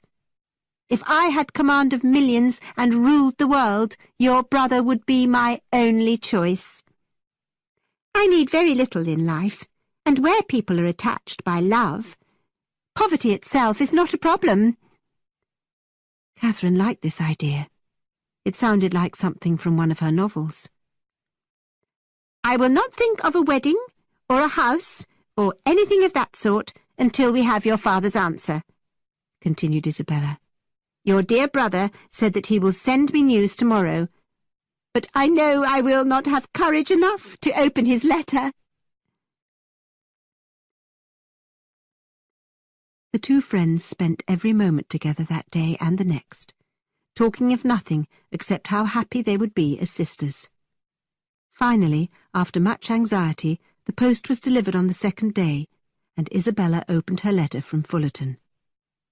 James wrote, "I have gained the approval of my kind parents, and they promise that everything in their power will be done to guarantee my happiness."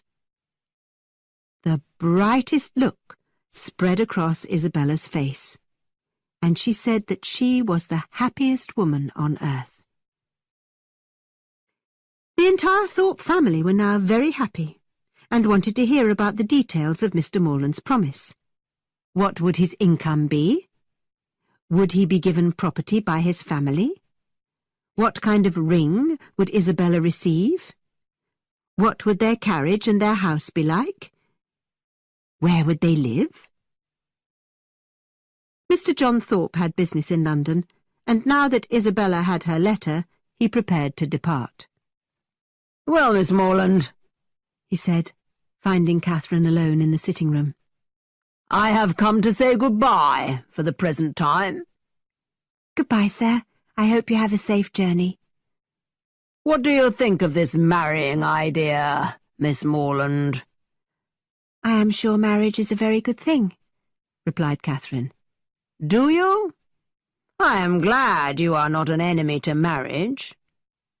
By the way, do you know that old song that says, 'One wedding brings another'? Perhaps we may find out if that old song has some truth in it at Isabella's wedding."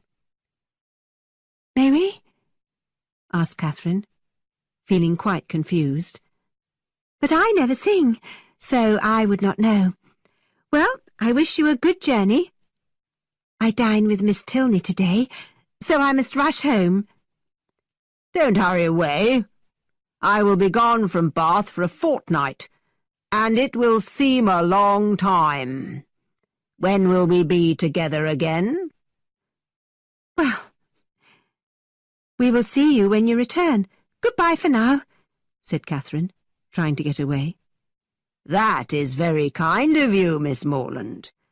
You are probably the nicest person I know. You have so many good qualities." Sir, there are much nicer, better people than me. Good morning to you. I must get home. "But, Miss Morland, may I visit Fullerton one day soon?" My father and mother would be pleased to meet you.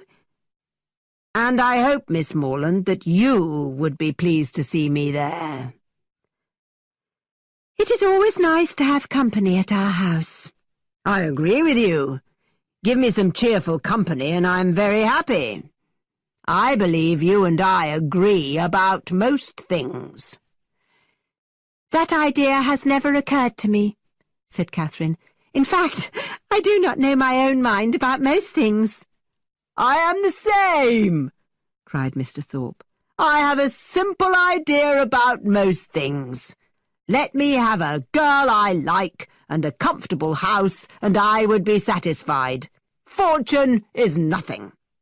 I am sure of a good income of my own, so my wife does not need to have a penny." I am in agreement with you there, sir. If there is a good fortune on one side, there can be no need for any on the other. I hate the idea of one great fortune marrying another, and I think it is very wicked of people to marry for money. Goodbye. We shall be glad to see you in Fullerton one day. And having said that, Catherine hurried out of the Thorpes' house without another thought about John Thorpe. She was concentrating on getting ready for her dinner with Miss Tilney. Mr. Thorpe felt very satisfied. He believed that Miss Morland had clearly encouraged his attentions, and he intended to pursue her confidently and without hesitation.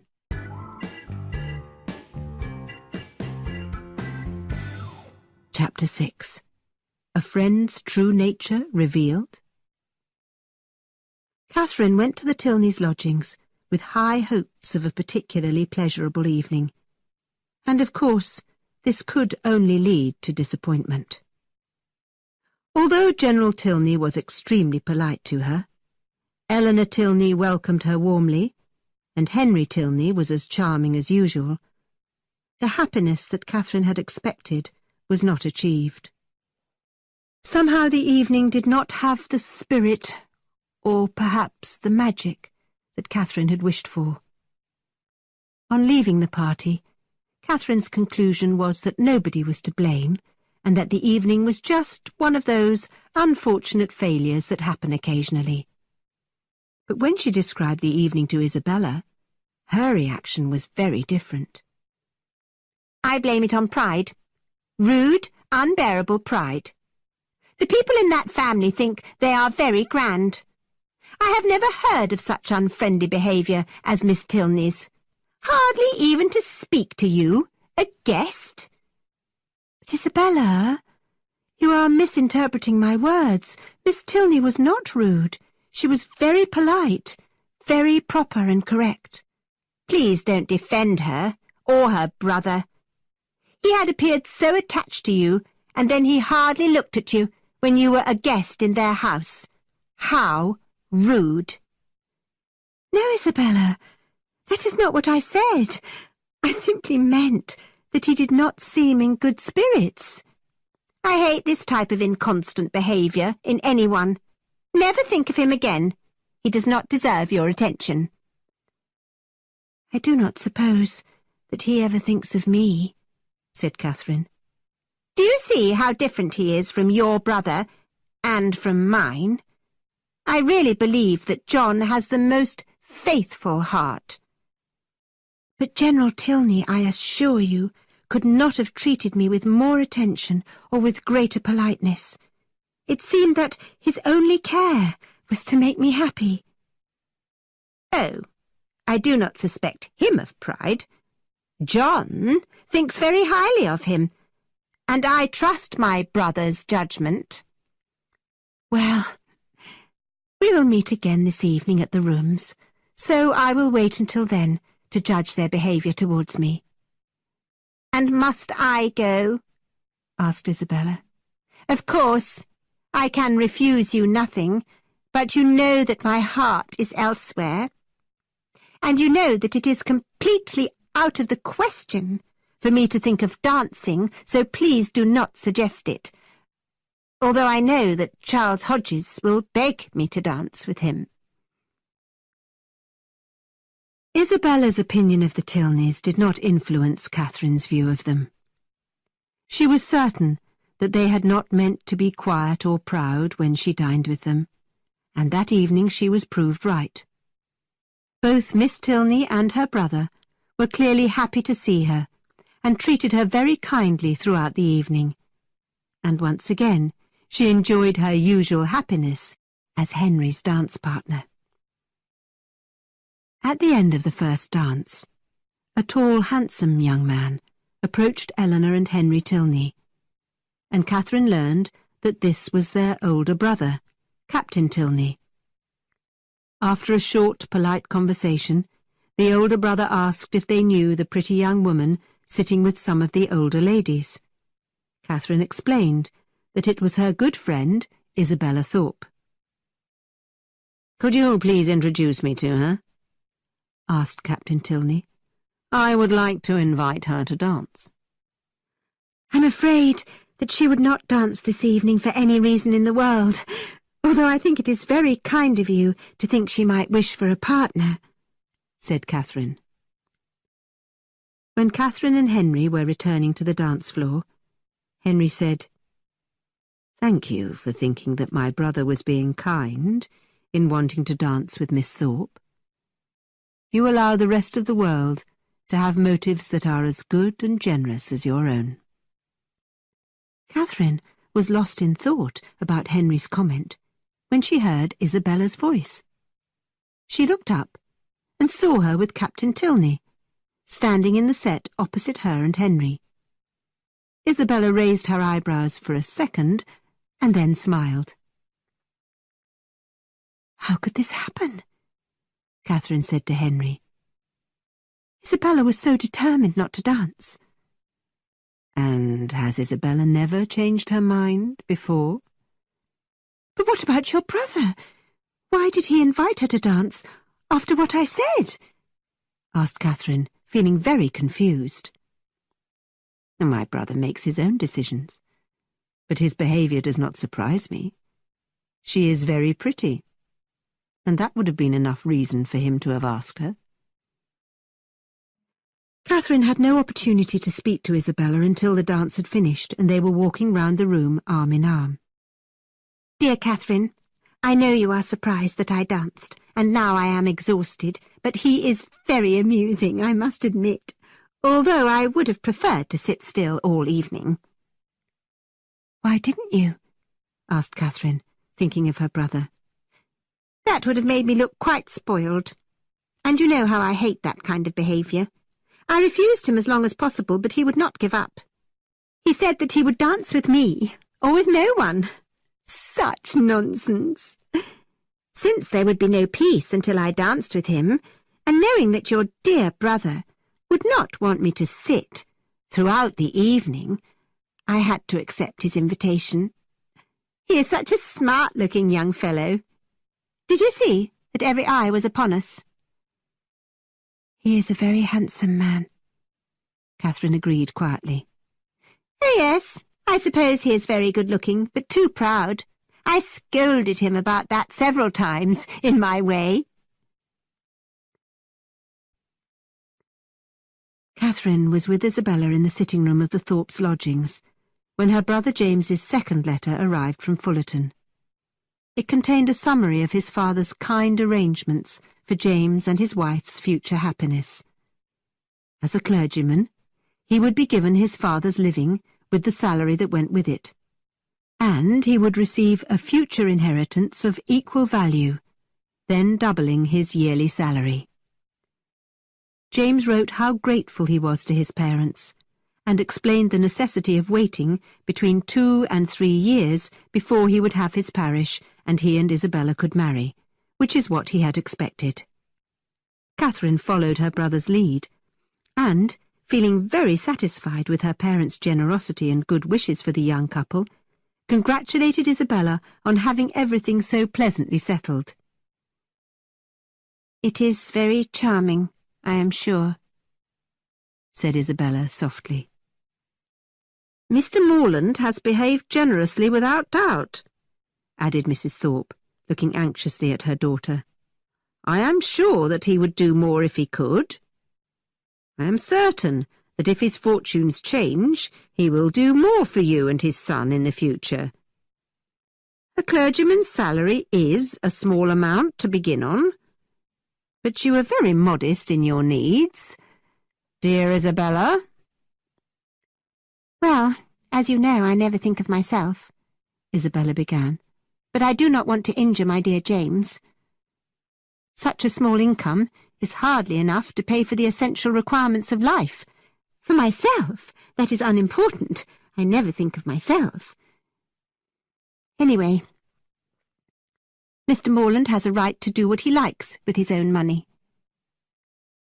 Catherine felt hurt by what Isabella was implying, and said, "I am sure that my father has promised as much as he can afford." Isabella quickly tried to cover up her true feelings. "My dear Catherine, you know me well enough to know that I hate money, and would be happy with very little, but 2 or 3 years is a long time to wait until your brother and I can marry." The Allens now began the 6th of their 8 weeks in Bath, and Catherine was looking forward to more opportunities to spend time with both Eleanor and Henry Tilney.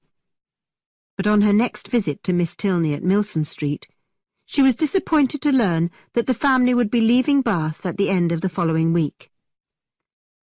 "I am afraid my father has missed some of his friends who did not come to Bath this year," explained Miss Tilney. Catherine was very upset by this news, and wanted to ask Miss Tilney to promise to write. But before she could make her request, General Tilney entered the room.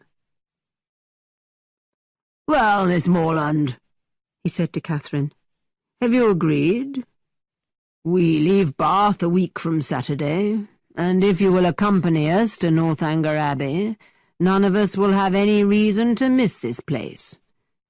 We cannot offer you all of the excitement of a place like Bath, but we will do everything we can to make your stay agreeable." Northanger Abbey. These were thrilling words to Catherine, and it was such a flattering invitation. To have her company so warmly requested. She thought her heart might burst if she tried to speak. A visit to Northanger Abbey held so much promise. A continued friendship with Eleanor, whom she greatly admired, and the possibility of a romance. But that was something she dared not mention to anyone. And, in addition to all that, she would be staying in an ancient abbey, and would be able to explore every damp cellar, every hidden room, every ruined passage. The decayed walls would speak to her and tell her the stories hidden there.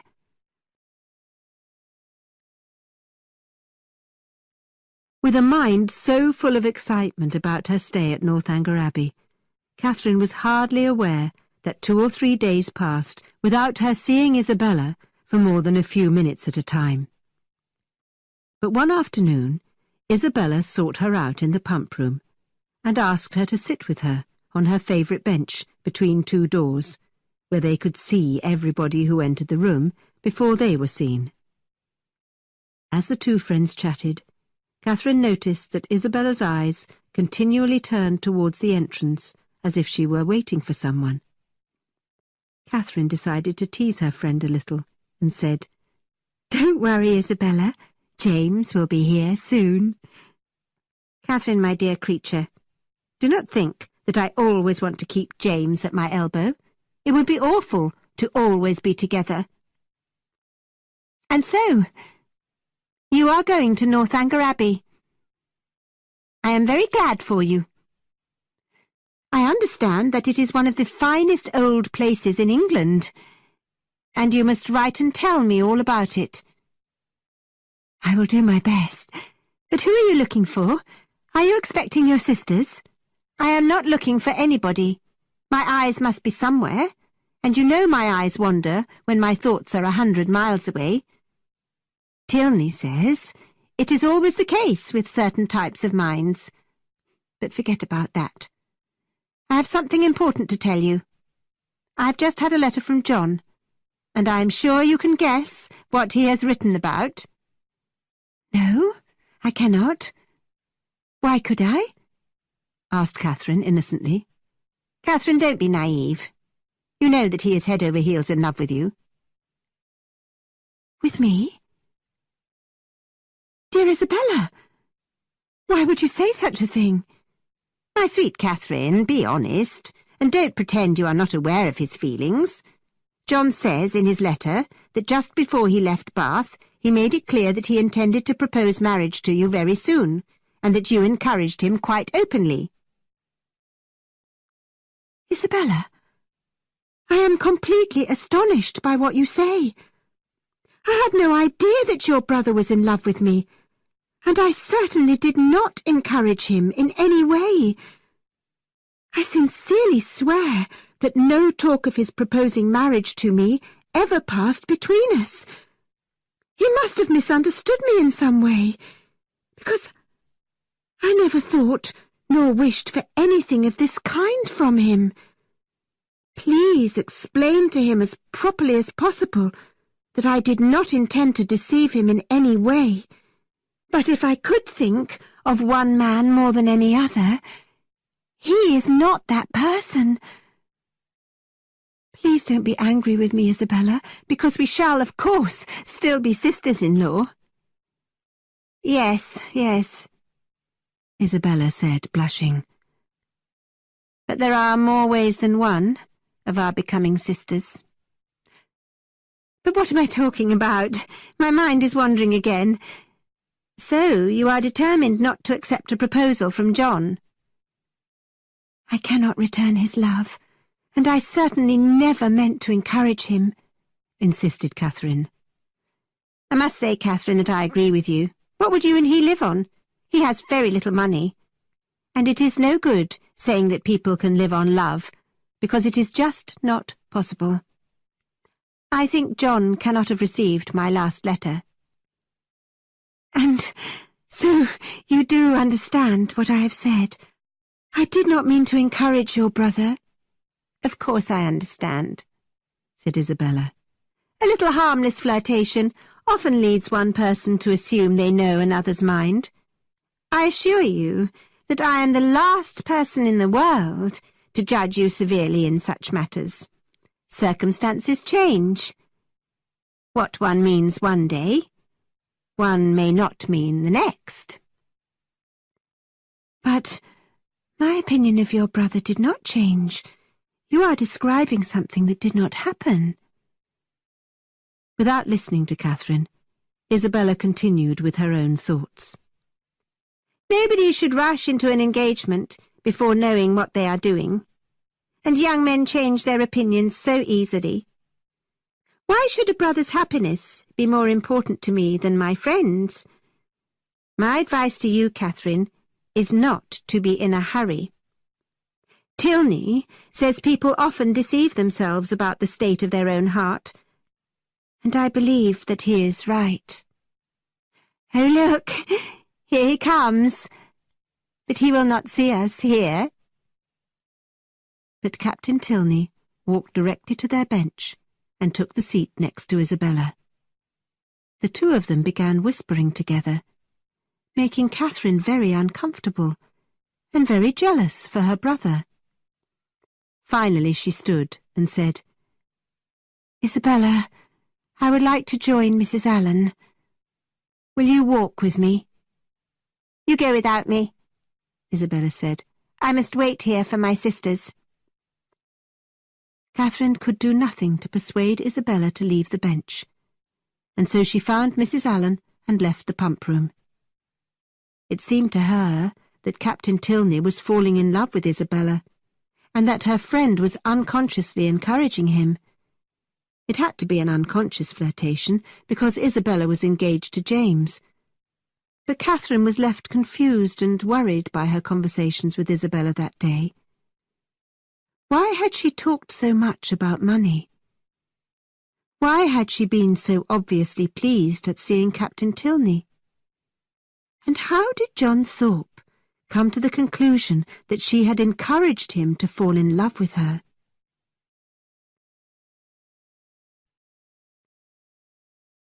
A few days passed, and Catherine, although not allowing herself to suspect Isabella of improper behaviour, could not help noticing that her friend seemed an altered creature. When she was with Catherine and James in the Allens' or Thorpe's lodgings, she seemed a bit dreamy, and not quite as full of spirit and energy as before. That alone would not have troubled Catherine, but when she saw Isabella in the public rooms, she had to admit that she became much livelier and flirtatious when Captain Tilney was in the room. Catherine could see that James was confused and hurt by his fiancée's behaviour, and she thought that Captain Tilney, too, was being treated badly by Isabella.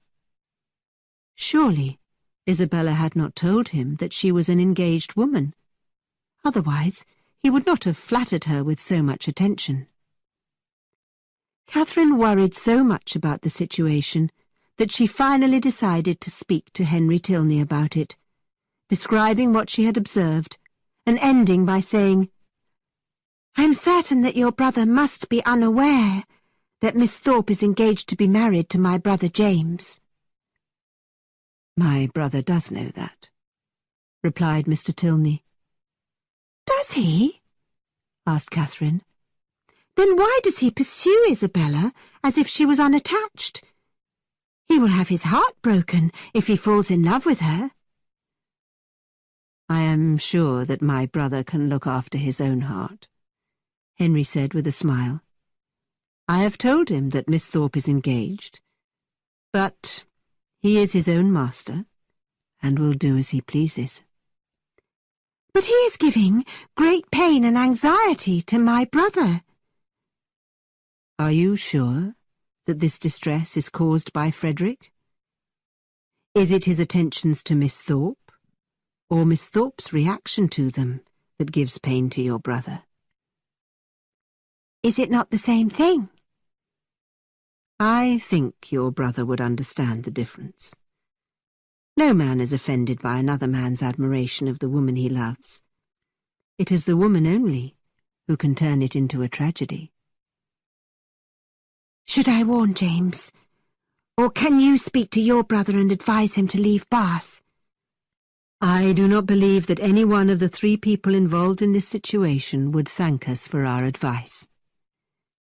If your brother and Miss Thorpe love each other, as you are certain they do, they will never tease each other beyond what is acceptable to them both. Don't worry. Frederick will not stay long in Bath, and then your brother and his fiancée will laugh about poor Captain Tilney's attachment to the beautiful Isabella." Catherine could not argue against Henry's analysis of the situation, and she decided to stop worrying about it. That evening, Isabella and James were at the Allens' lodgings to say goodbye to Catherine, and with relief she saw only affectionate behaviour between them.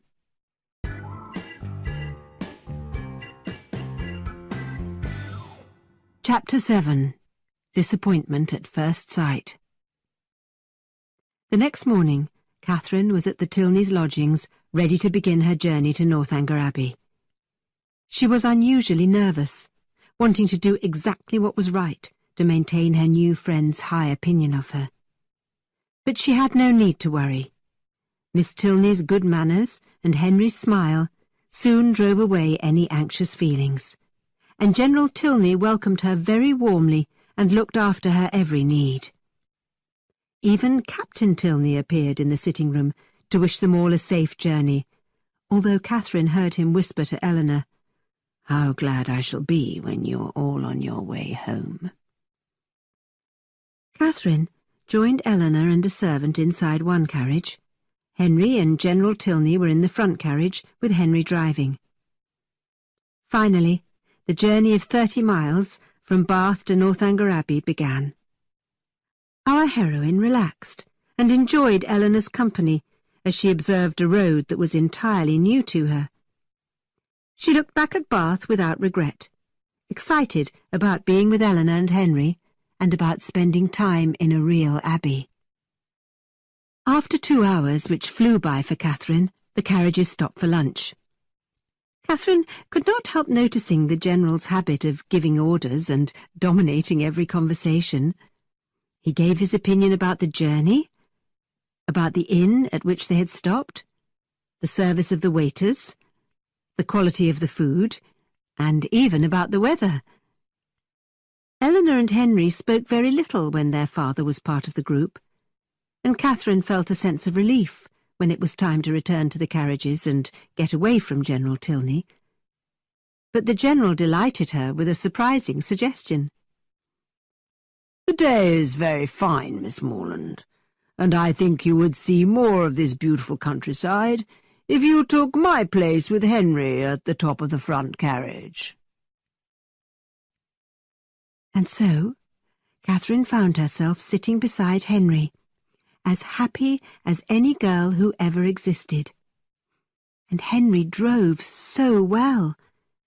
He did not swear or congratulate himself on his ability with horses, and he seemed to enjoy making conversation with Catherine. Sitting beside him in his carriage was almost as good as dancing with him. "My sister is very happy that you're coming to Northanger Abbey as her guest.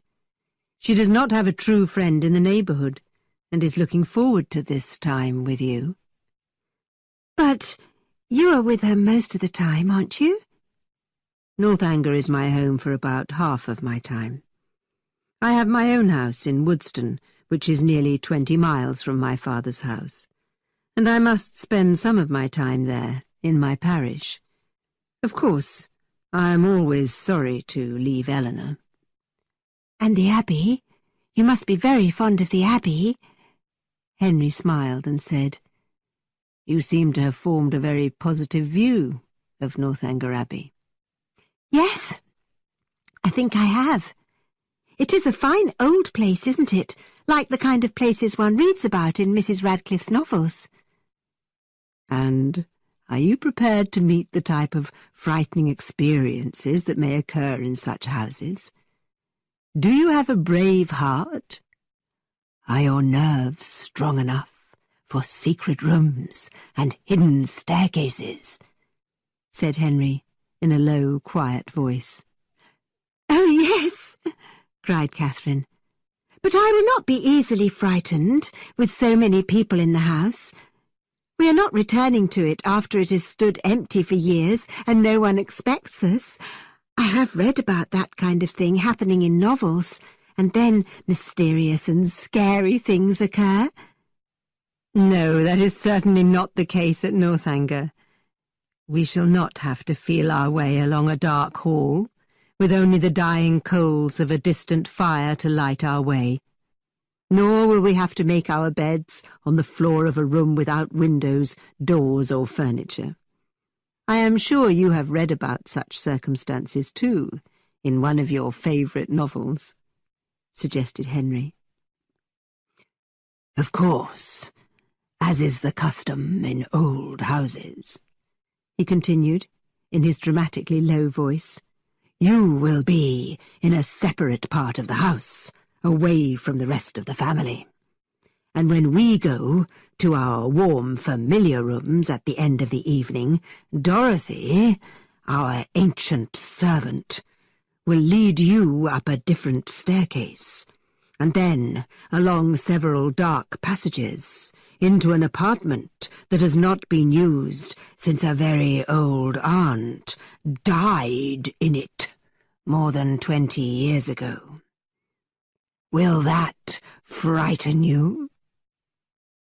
Will you be content in your large room with very high ceilings and very little light?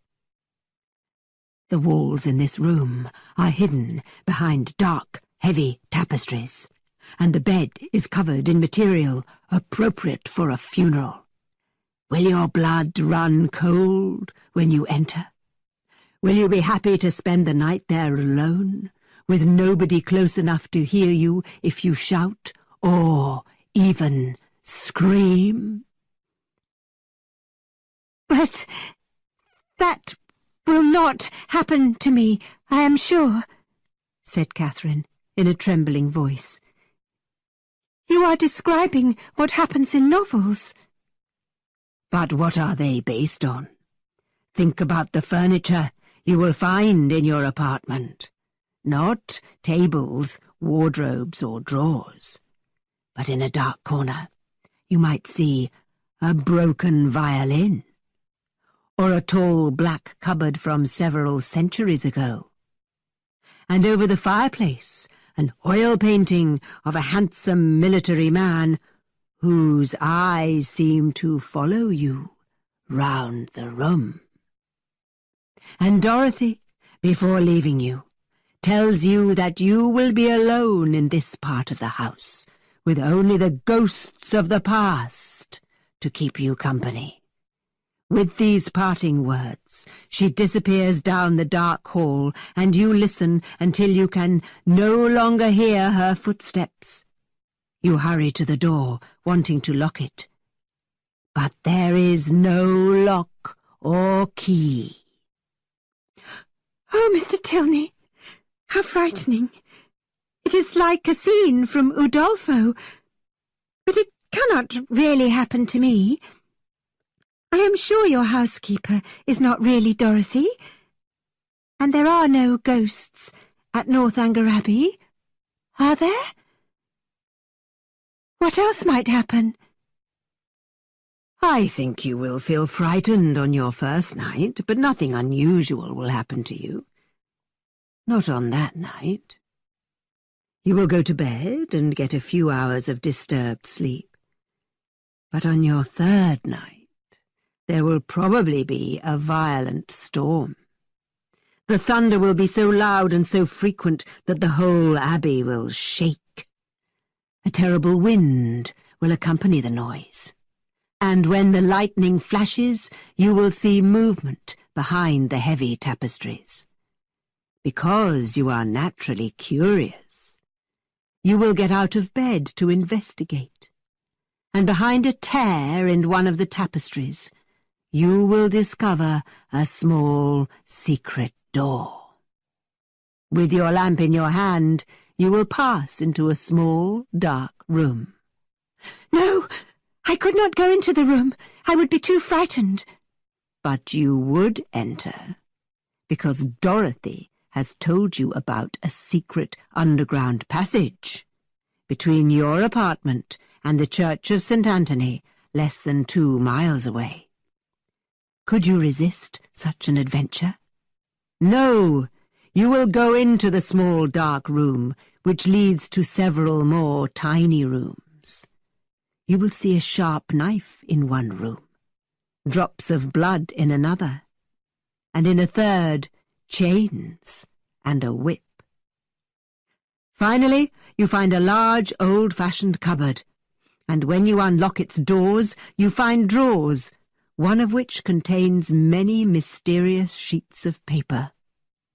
You hurry back to your room with this treasure and begin to read. You have found the diary of Matilda, a poor unfortunate girl. Have pity on me, and your lamp suddenly goes out and leaves you in total darkness. "Oh, no!" cries Catherine. "And then what? Please go on."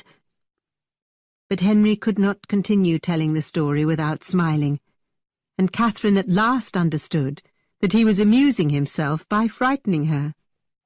Catherine felt ashamed of desperately wanting to hear more of the story, and told herself to remember where she was. "Mr. Tilney, you are a good storyteller, but you have not alarmed me. Your sister would never put me in a room like the one you have described.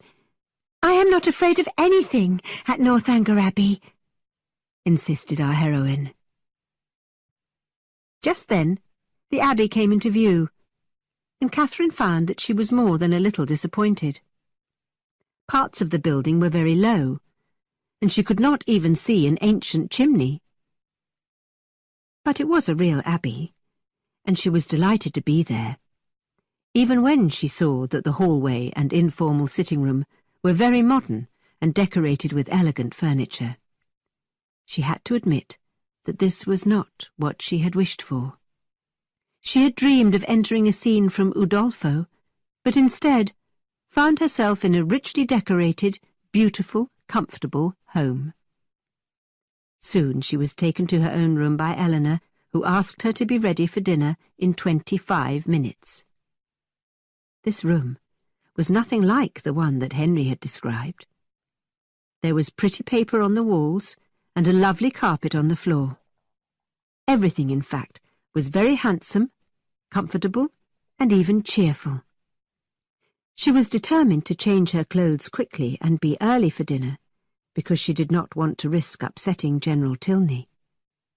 But suddenly she noticed a large wooden chest at one side of the fireplace, and she forgot about the General and the need to hurry. "This is very strange. I did not expect such a sight as this. What an enormous chest! Why is it hidden in this corner, almost out of sight? I should not, but I will look inside. I must do it now, while there is still light outside. If I wait until evening, my candle may go out."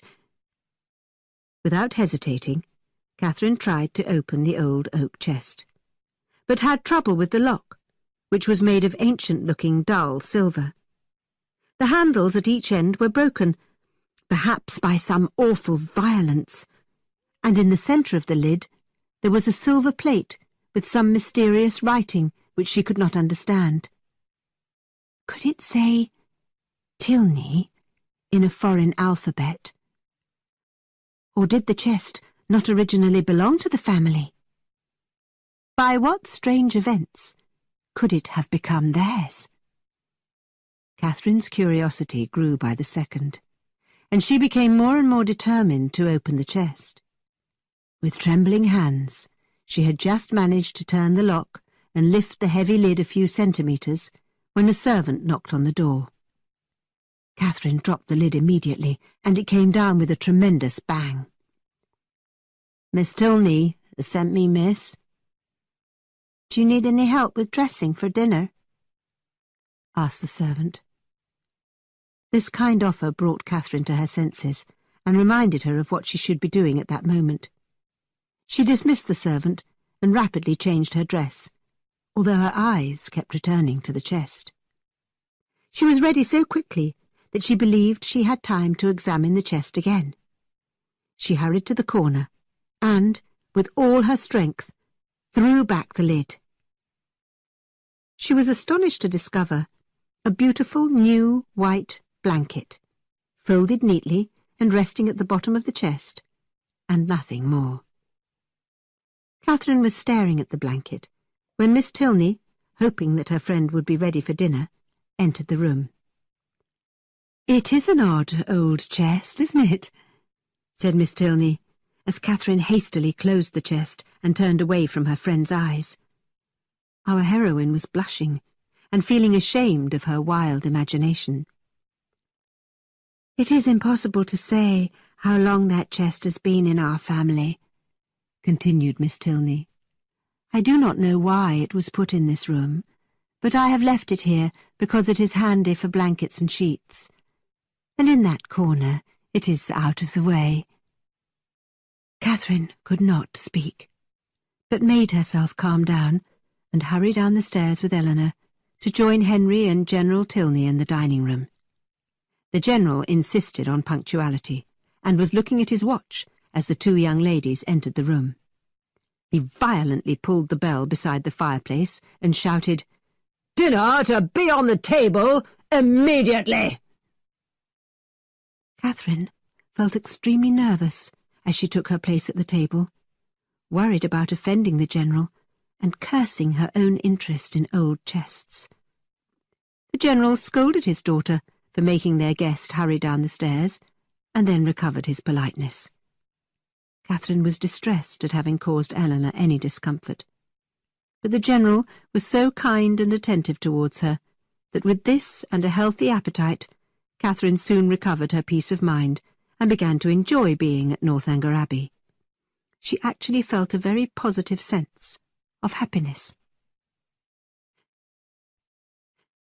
The dining-room was large and elegant, with a very grand table and a number of servants attending to the diner's needs. "This is a beautiful room," Catherine commented. "It's a good size," agreed the General. "I believe that a large dining-room is necessary in a house like this.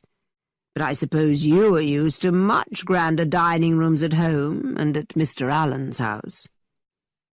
"No, not at all," was Catherine's honest answer. "I have never seen such a large dining-room in my entire life."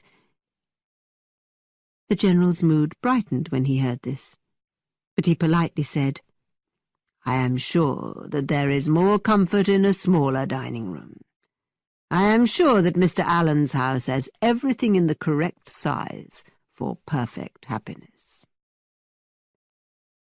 Before the party retired for the night, a violent storm started outside, and as Catherine reached the door to her room, she listened to the wind and rain with sensations of wonder.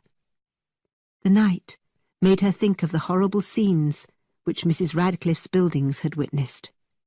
She knew that in a house like Northanger Abbey, which was so modern in many ways and so securely guarded, she had nothing to fear.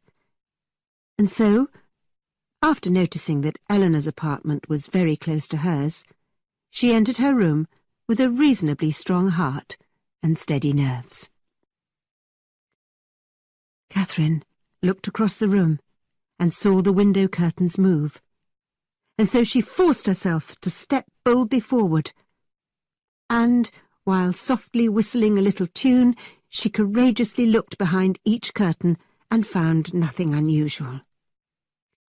Then she glanced at the chest beside the fireplace and laughed at herself for worrying about anything in this very pleasant room. "I will take my time getting ready for bed, and I will not worry if the fire goes out."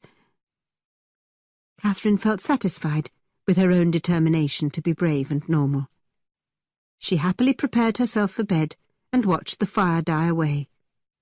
But just as she was ready to climb into bed, she spied a tall, old-fashioned black cupboard, which she had not noticed earlier, and which looked like the cupboard Henry had described in his fictional room.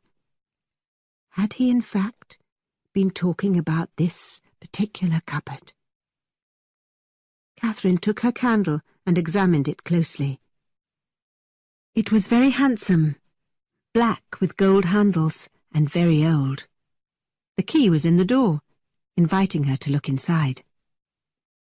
So, placing the candle very cautiously on a chair, she seized the key and tried with all her strength to turn it, but it would not move. Alarmed, but not discouraged, she tried it another way, and the key turned in the lock.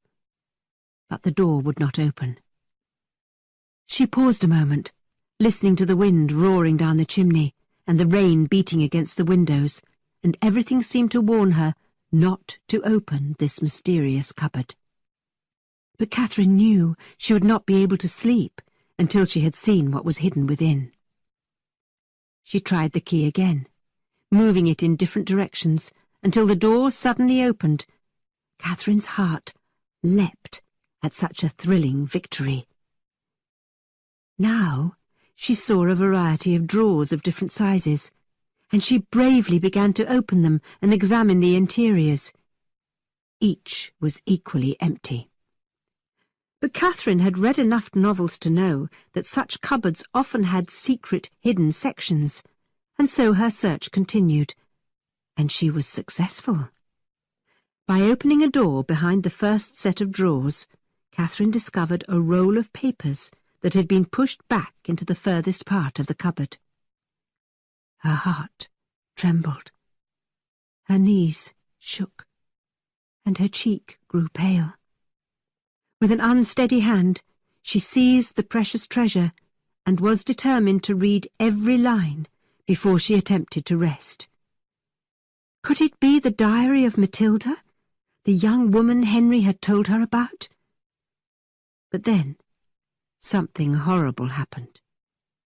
Catherine's candle was blown out by the wind from the chimney, and she was left in total darkness.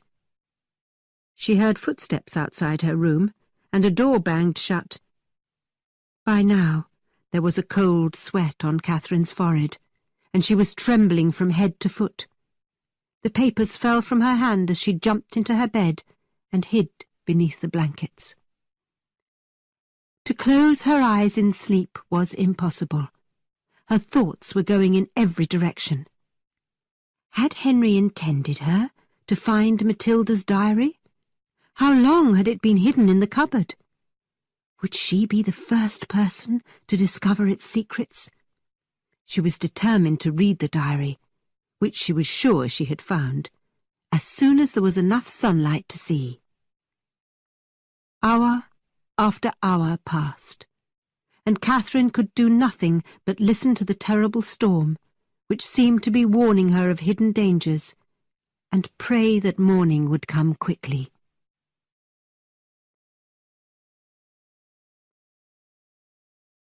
A servant entered Catherine's bedroom at 8 o'clock the next morning and opened the curtains. As soon as she was alone again, Catherine leapt from her bed and gathered up the sheets of paper she had left on the floor.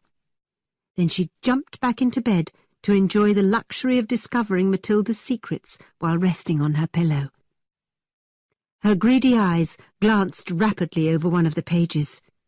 She was surprised by what she found, and quickly looked at several more pages. All of them contained household lists of laundry items. Shirts, socks, underwear, gloves, ties. Or lists of household purchases. Writing paper, pens, hair powder, shoes and string. These lists and nothing more were the secret documents that had filled her with excitement and robbed her of half her night's rest. She blushed to think that she had learned nothing from her experience with the chest beside the fireplace. How could she imagine that she would find a family secret in a guest bedroom? Catherine hurried to get ready for breakfast, hoping that Henry Tilney would never know that she had spent her first day at Northanger Abbey behaving like a fool.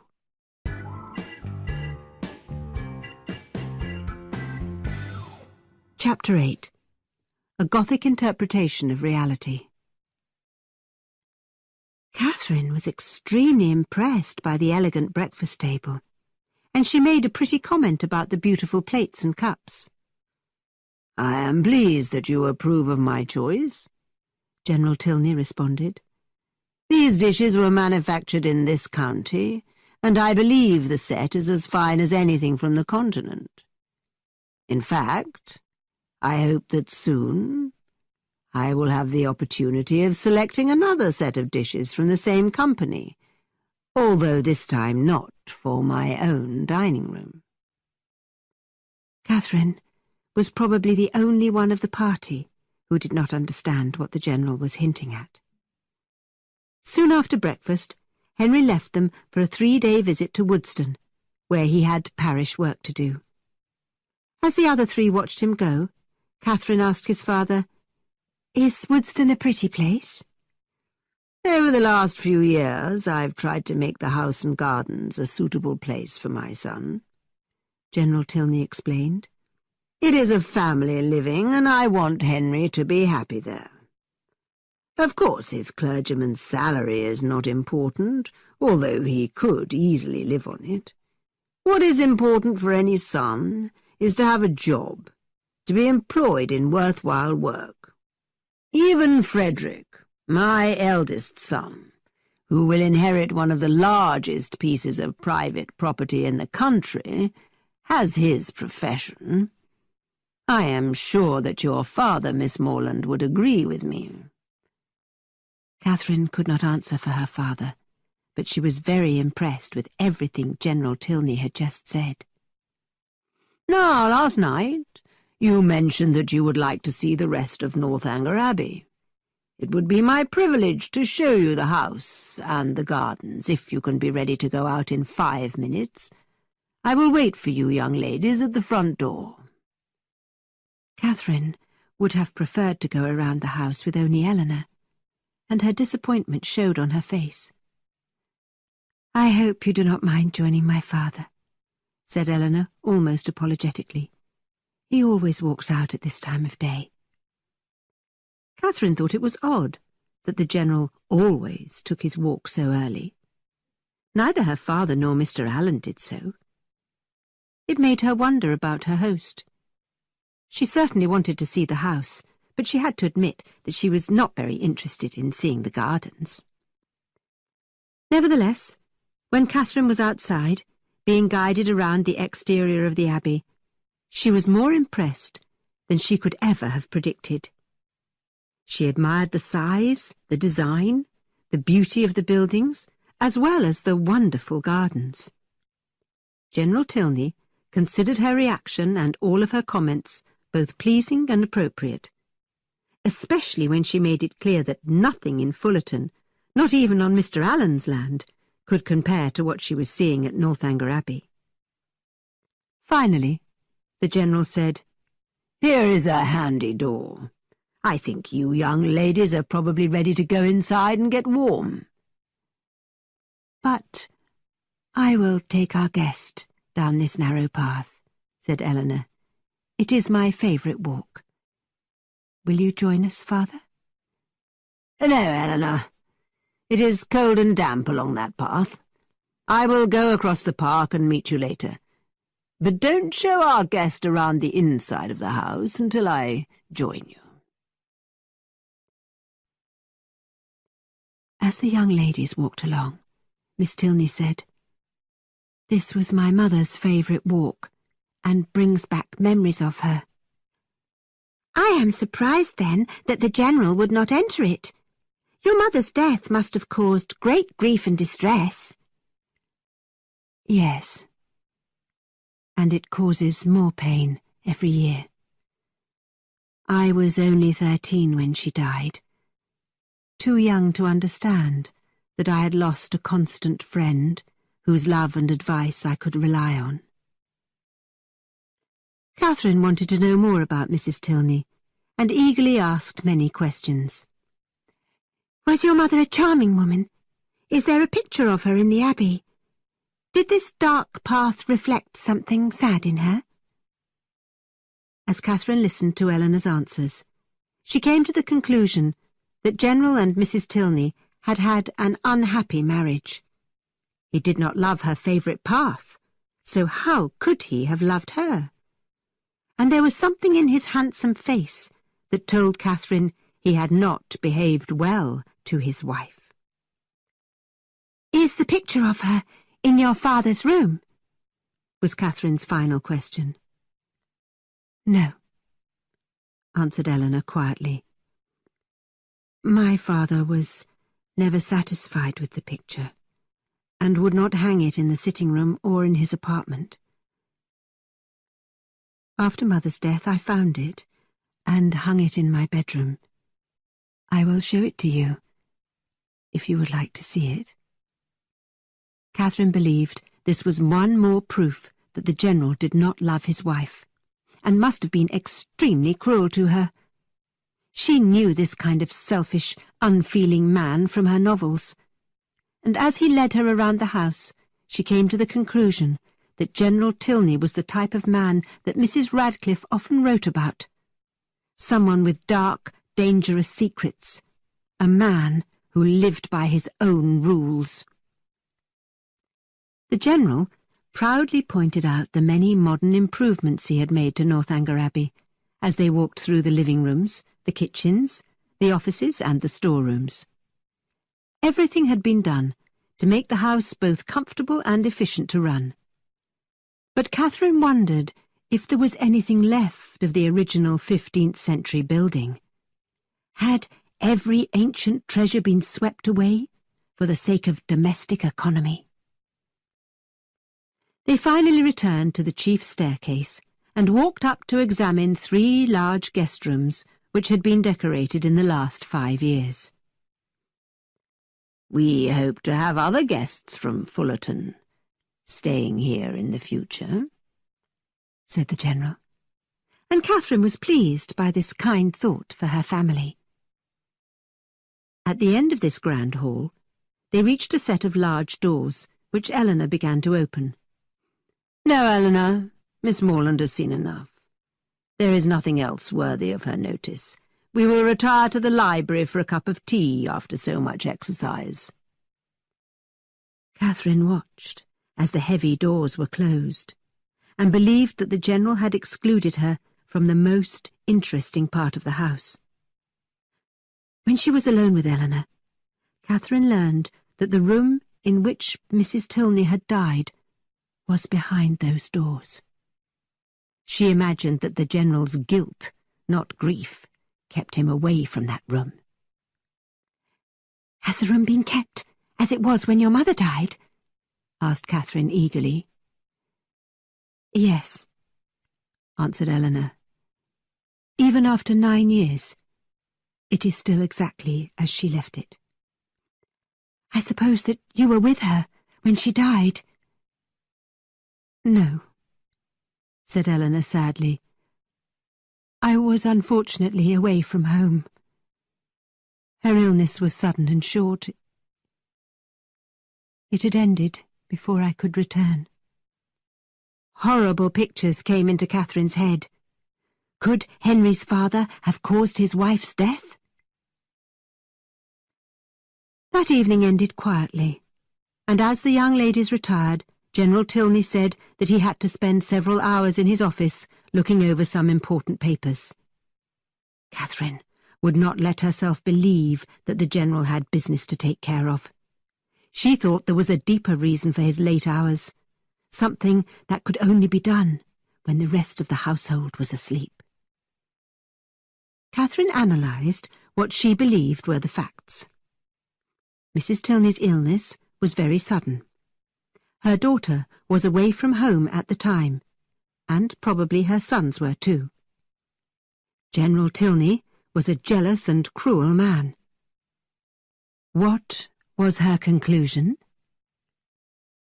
Perhaps Mrs. Tilney was alive, shut up for unknown reasons, and receiving a nightly supply of coarse food from a husband who had never loved her.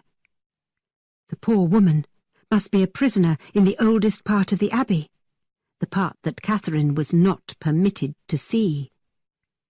She worried that her conclusions were too bold, but then she persuaded herself that all the evidence supported her opinion.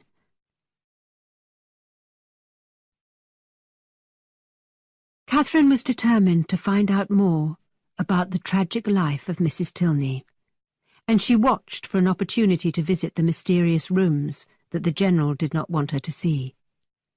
Unfortunately, Sunday was a busy day, and Catherine had to accompany the Tilneys to church. She sat with the family in their usual seats near the front of the church, and stared directly at a very elegant monument which had been built in memory of Mrs. Tilney, although Catherine did not accept this as proof of the poor woman's death. Our heroine's eyes filled with tears as she read the words recorded on the monument, which described Mrs. Tilney as a wonderful mother, a loyal friend, a generous neighbour, and, especially, as a loving and much-loved wife. She looked to her left, and was not surprised to see that General Tilney remained unmoved. This unemotional attitude, and the proud look on his face, strengthened Catherine's belief that he had in some way been his wife's destroyer. She knew this type of man. She could remember dozens of such cruel animals from her novels. Men who went from one crime to another, murdering whoever they chose, without any feelings of guilt or regret. On the next day, Catherine had some time alone. Henry would not return until Tuesday, and both General Tilney and Eleanor were busy with their household duties, giving Catherine time to carry out her plan. She would go through the forbidden doors alone and search for proof of the General's cruelty. She was sure she would find something. Perhaps the veil Mrs. Tilney had worn to cover her desperate sadness, or the last few paragraphs in her journal, which she had written in a trembling hand. Catherine knew the way, and walked quickly and quietly through the heavy doors and on to Mrs. Tilney's room. She turned the key, opened the door, and was in the room.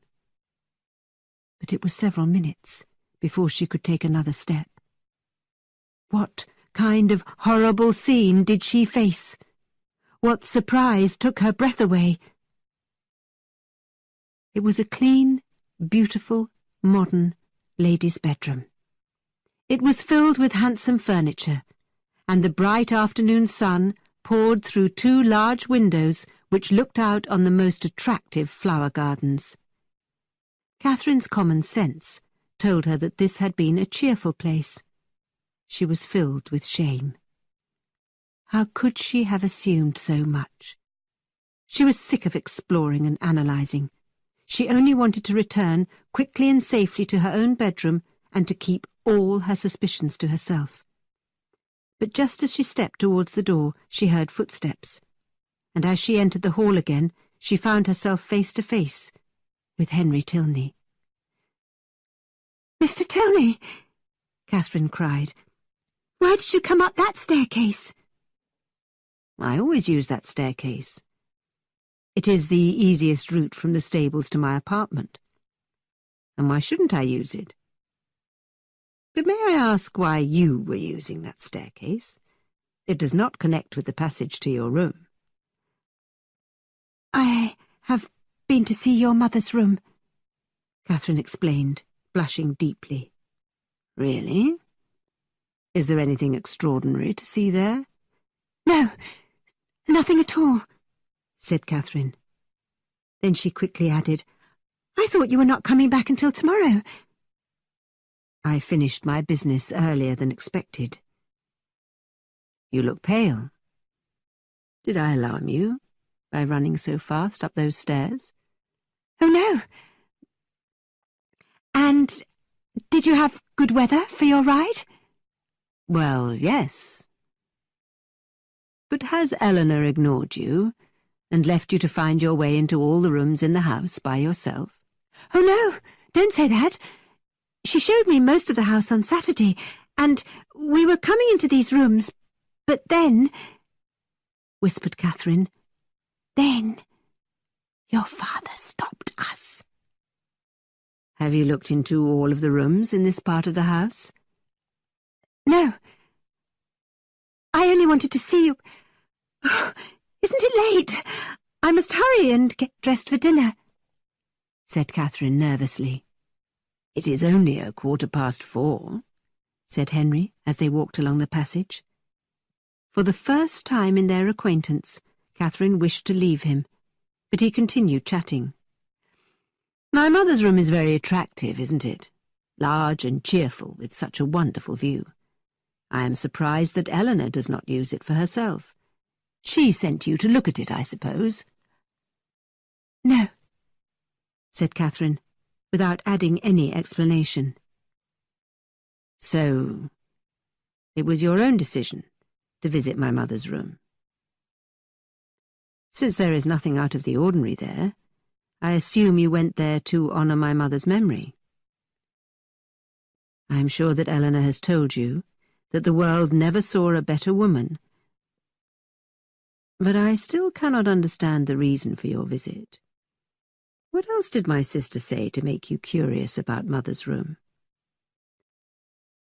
Slowly, and with some hesitation, Catherine said, "She said that her dying was very sudden, and that none of you were at home at the time, and I thought perhaps your father had not been very fond of her." And from this little information, you have come to the conclusion that my mother was badly treated in some way. He continued, with cold eyes fixed on Catherine. My mother's illness, which ended in her death, was sudden, but she had suffered from the same illness for years. Her doctors, very respected, capable medical men, were called and looked after her until she died on the 5th day. Frederick and I were at home and visited her repeatedly. She received every possible attention which we could offer. "But was your father," said Catherine, "equally attentive during her illness? Was he full of grief and sorrow when she died?" Miss Morland, you have misjudged my father. He loved my mother as well as he could, and although I know that he was not the easiest man to live with, he valued her highly and sincerely, and he was truly, if not permanently, affected by her death. "I am very glad to hear that," Catherine began. "It would have been very shocking otherwise." If I understand what you are implying, you had come to a conclusion that is too horrible for me to put into words. What have you been basing your wild suspicions on? Do we not live in a civilized society, where laws and customs guide us? Do you not know us well enough to accept us as part of that society? We are not characters in a Gothic novel, Miss Morland. They had reached the end of the passage, and with tears of shame our heroine ran off to her own room. She hid there, considering every disappointment that she now might have to face. She was terribly humbled, and she cried bitter tears. Would General Tilney learn what she had imagined? Would she lose Eleanor's friendship and possibly Henry's love? She hated herself more than she could express. But when the clock struck 5, she knew that she had to appear for dinner, although both her heart and spirit were broken.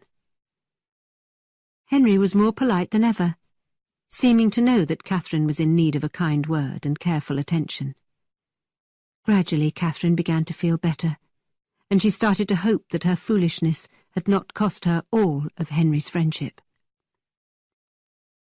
She had arrived at Northanger Abbey hoping to be frightened, and she had willingly turned what she saw and heard into a tragedy which could be traced back to the pages of the Gothic novels she loved to read. Charming as Mrs. Radcliffe's books were, it was not in them, perhaps, that human nature, at least in the middle counties of England, could be looked for and understood. Maybe Mrs. Radcliffe and her fellow novelists understood the character of the people beside the lakes and in the pine forests of the continent. But in the central part of England, murders were uncommon. Servants were not slaves, and neither poison nor sleeping pills could be bought at a local chemist's, like potatoes at a grocer's. She now believed that there was a mixture of good and evil in the English character, rather than the black and white described in her Gothic novels. With these thoughts in mind, Catherine decided that she would use her good sense in the future, and because of Henry's continued kindness and his unwillingness to refer to what had happened, she was able to be happy again. She listened to Henry with the greatest attention, knowing that she would be improved by what she learned from him. She still trembled when she glanced at the chest or the black cupboard in her bedroom, but she admitted that these reminders of her past foolishness were probably good for her.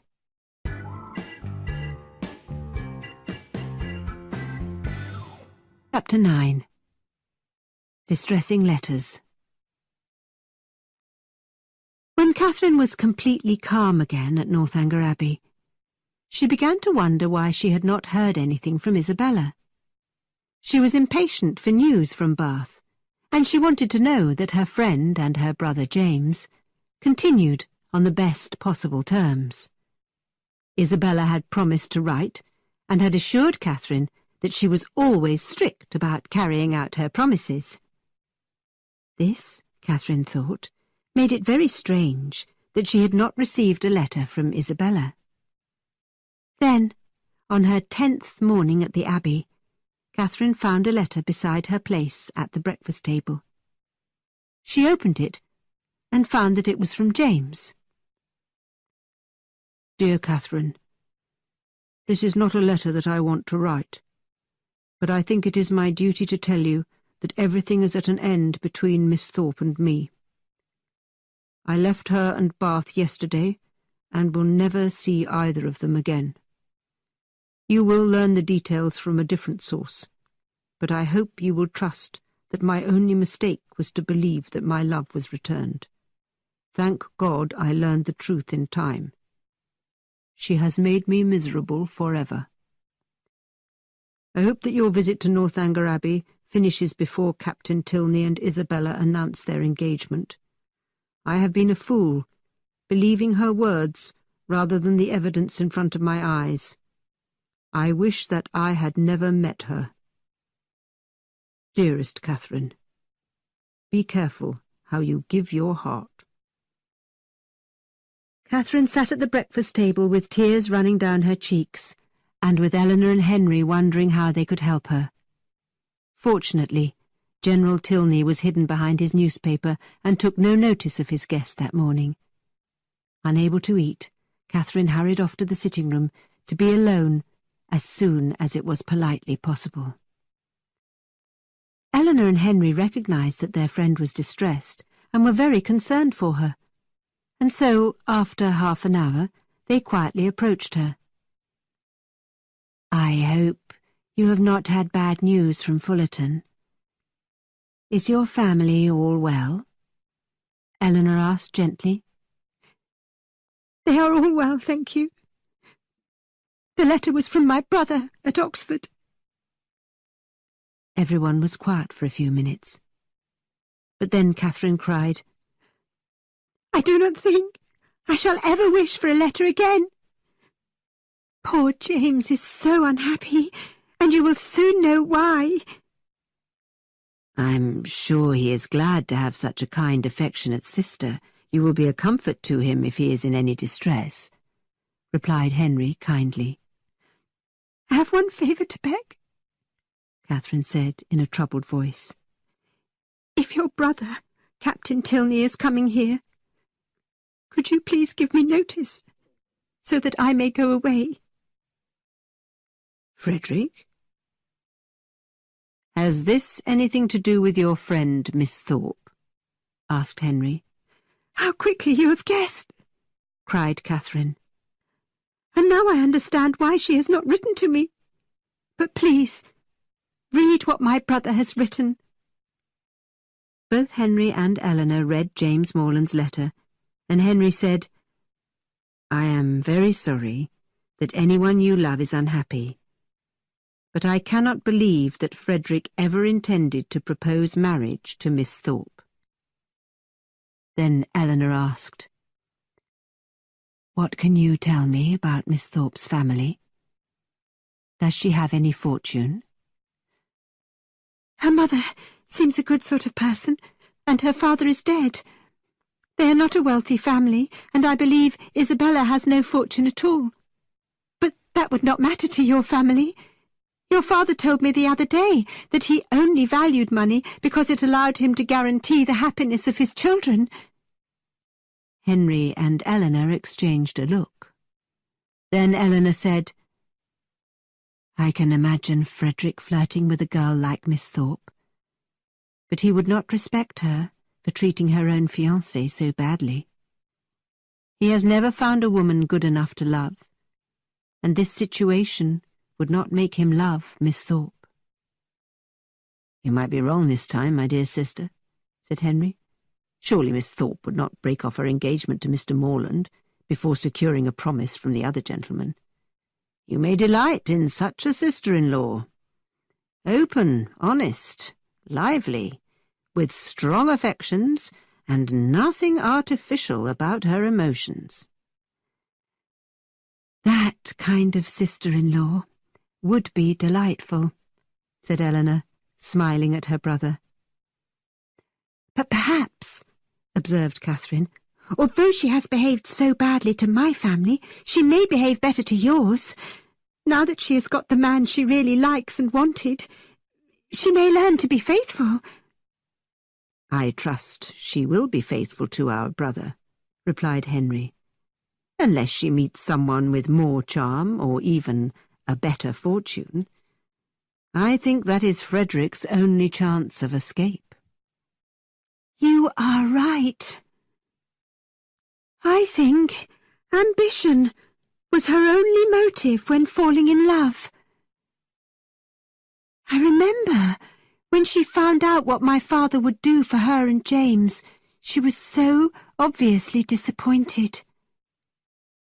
I have never been so deceived by anyone in my entire life. But that does not compare to poor James's feelings towards her." "We must pity your brother at present," Henry said. "But we must not underestimate your loss. You no longer have a close friend to open your heart to depend on, to learn from. You will feel the loss greatly, won't you?" Catherine thought for a moment, and then said, "No. To tell the truth, I am hurt, and cannot still love her. I will never hear from her or see her again, but I do not feel such grief as I would have thought." To Catherine's surprise, this conversation greatly lifted her spirits. From this time, the subject of the affair between Isabella Thorpe and Captain Frederick Tilney was frequently discussed and analysed by the three young people at Northanger Abbey. Catherine learned, with some surprise, that Eleanor and Henry were in perfect agreement about one thing. Their father may not approve of Isabella's behaviour, but his greatest objection to her, as a wife for his elder son, would be that she was not socially well connected, and she had no money. Such thoughts made Catherine think with some alarm about herself. She was as socially insignificant and as poor as Isabella, and if the heir to the Tilney fortune could not propose to a woman without money, would his younger brother ever gain his father's permission to marry someone like her? This worried Catherine, but she thought about General Tilney's generous attitude towards her and the special attention she always received from him. Added to this, more than once she had heard him dismiss the idea that money was the most important thing in the world. During one of their discussions, Catherine said, "Mr. Tilney, shouldn't you tell your father how Isabella has behaved towards my brother? Then he will be able to judge by her character rather than by her situation in life." No, replied Henry. Frederick must tell his own story if he asks my father for permission to marry Miss Thorpe. But I must emphasize to you that I do not believe that will ever happen. The household went about its business, with no news from Captain Tilney, and so the General, who knew nothing about his elder son's connection to Miss Thorpe, was able to spend his time and energy making Catherine's time at Northanger pass pleasantly. He often expressed his anxiety about this task, worrying that she would be bored with the quiet life they led. He wished that there were more young people in the area, or more types of entertainment. He talked about hosting a large dinner party, or even a ball. But it was a dead time of year, and many of their friends were not at present in the neighbourhood. His worries ended one morning, at last, when he told Henry that he would bring Eleanor and Miss Morland to dinner at his son's house the next time Henry was at Woodston. "And when do you think, sir, I may look forward to this pleasure?" asked Henry. "I am going to Woodston on Monday, and will have business there for at least 2 or 3 days. "Well, we will take our chances on one of those days," General Tilney answered. "There is no need to make a firm date. We do not expect anything fancy. Just whatever you have in the house will be enough. We know that a single man cannot be expected to produce anything grand. What about Wednesday? Yes, you may expect us early on Wednesday." A ball itself could not have pleased Catherine more than a visit to Henry's house in Woodston, and her heart was full of joy with the idea of becoming acquainted with the place. Nevertheless, she was both surprised and a little sad when Henry found her and Eleanor in the sitting-room an hour later, and said, "I am here, young ladies, to say that our pleasures in this world must always be paid for. Look at me at this moment, because I look forward to seeing you both in my own house on Wednesday. I must leave now, 2 days before I had intended to go, and I would much rather stay."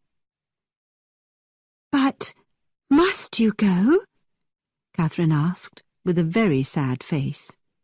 "Yes, I must.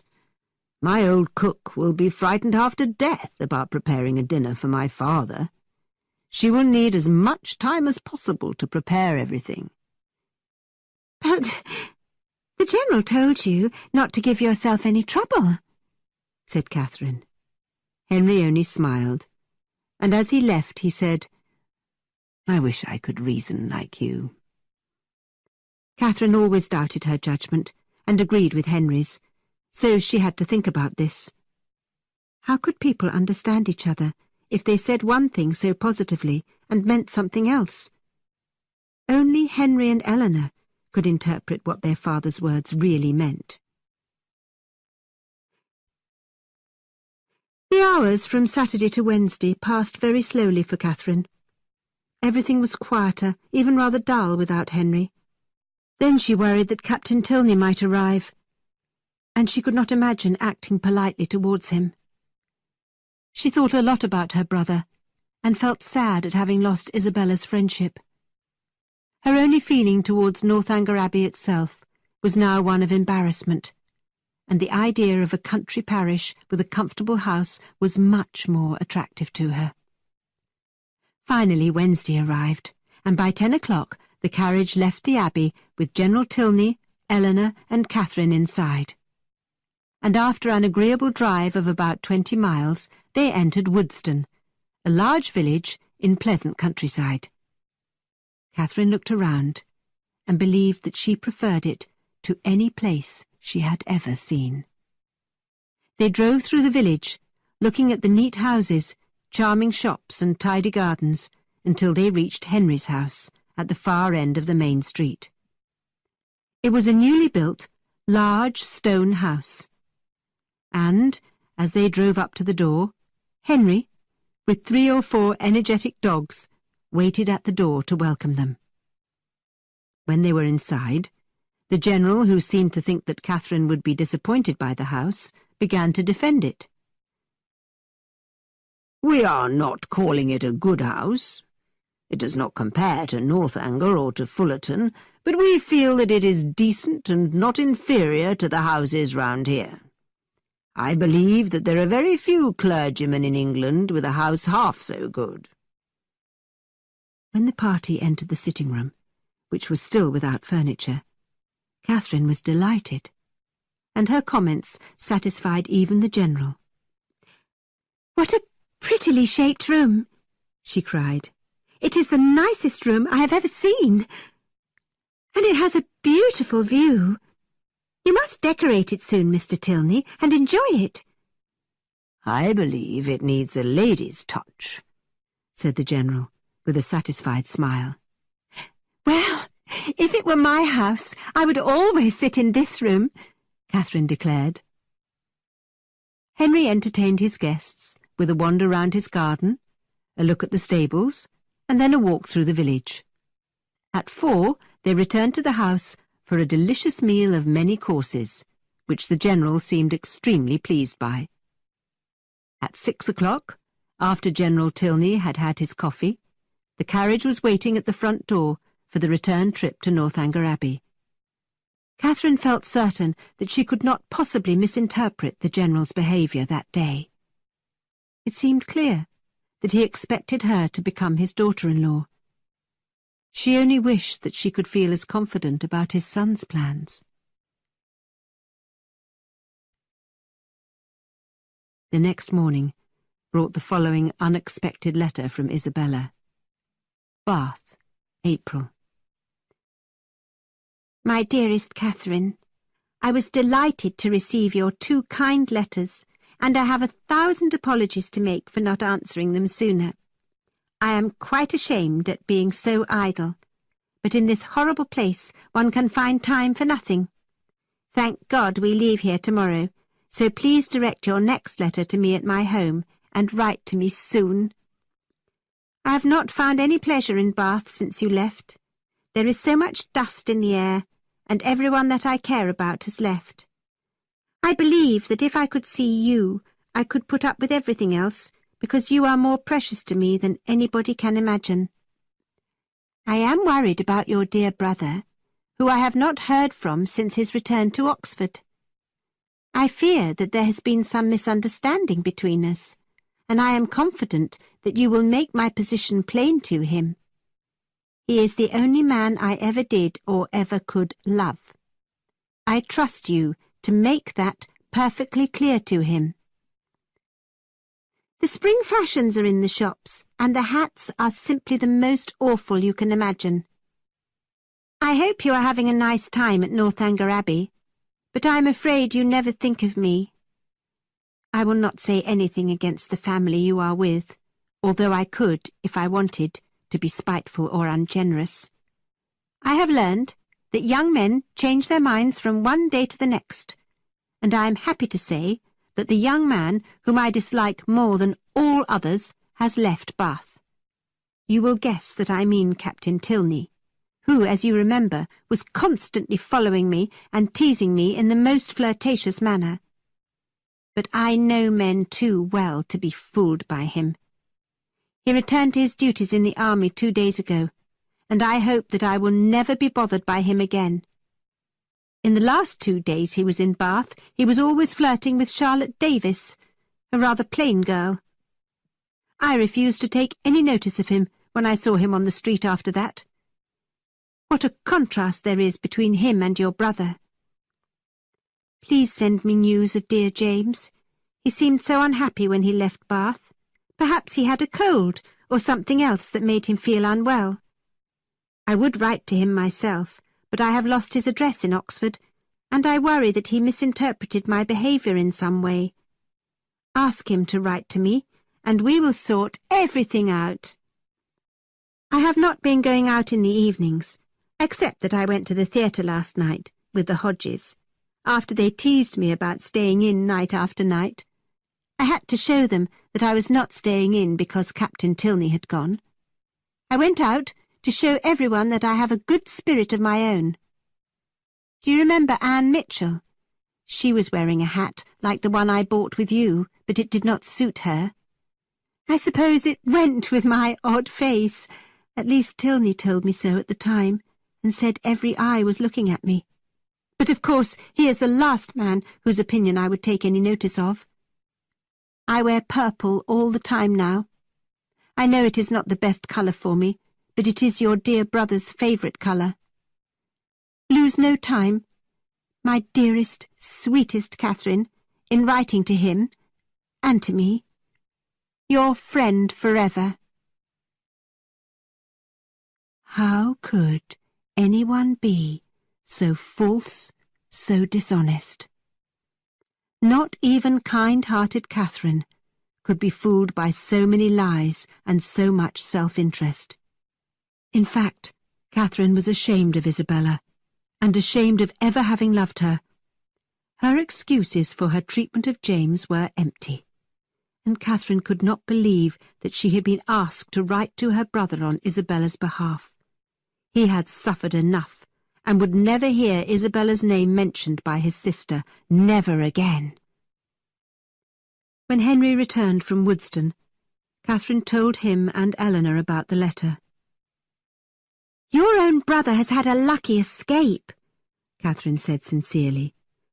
"And for me, I wish that I had never met Isabella Thorpe. I can see that she never had any true feelings for either James or for me." "It will soon seem that you had never met," Henry said. "But please explain one more thing for me," Catherine replied. "She was obviously pursuing your brother but did not succeed. But I do not understand Captain Tilney's behaviour in this affair. Why did he flirt with her and make her quarrel with my brother and then walk away from her?"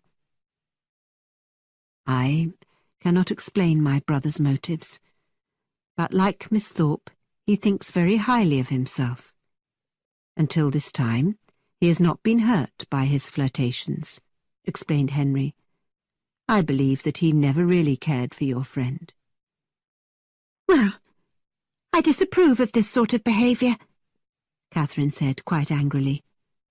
"And I must say that I do not like Captain Tilney at all. I suppose that no great harm has been done to me or to my brother, but what would have happened if Isabella had lost her heart to him?" "But we must first assume that Isabella had a heart to lose, which would make her a different young woman, and so she would have received very different treatment from my brother," replied Henry.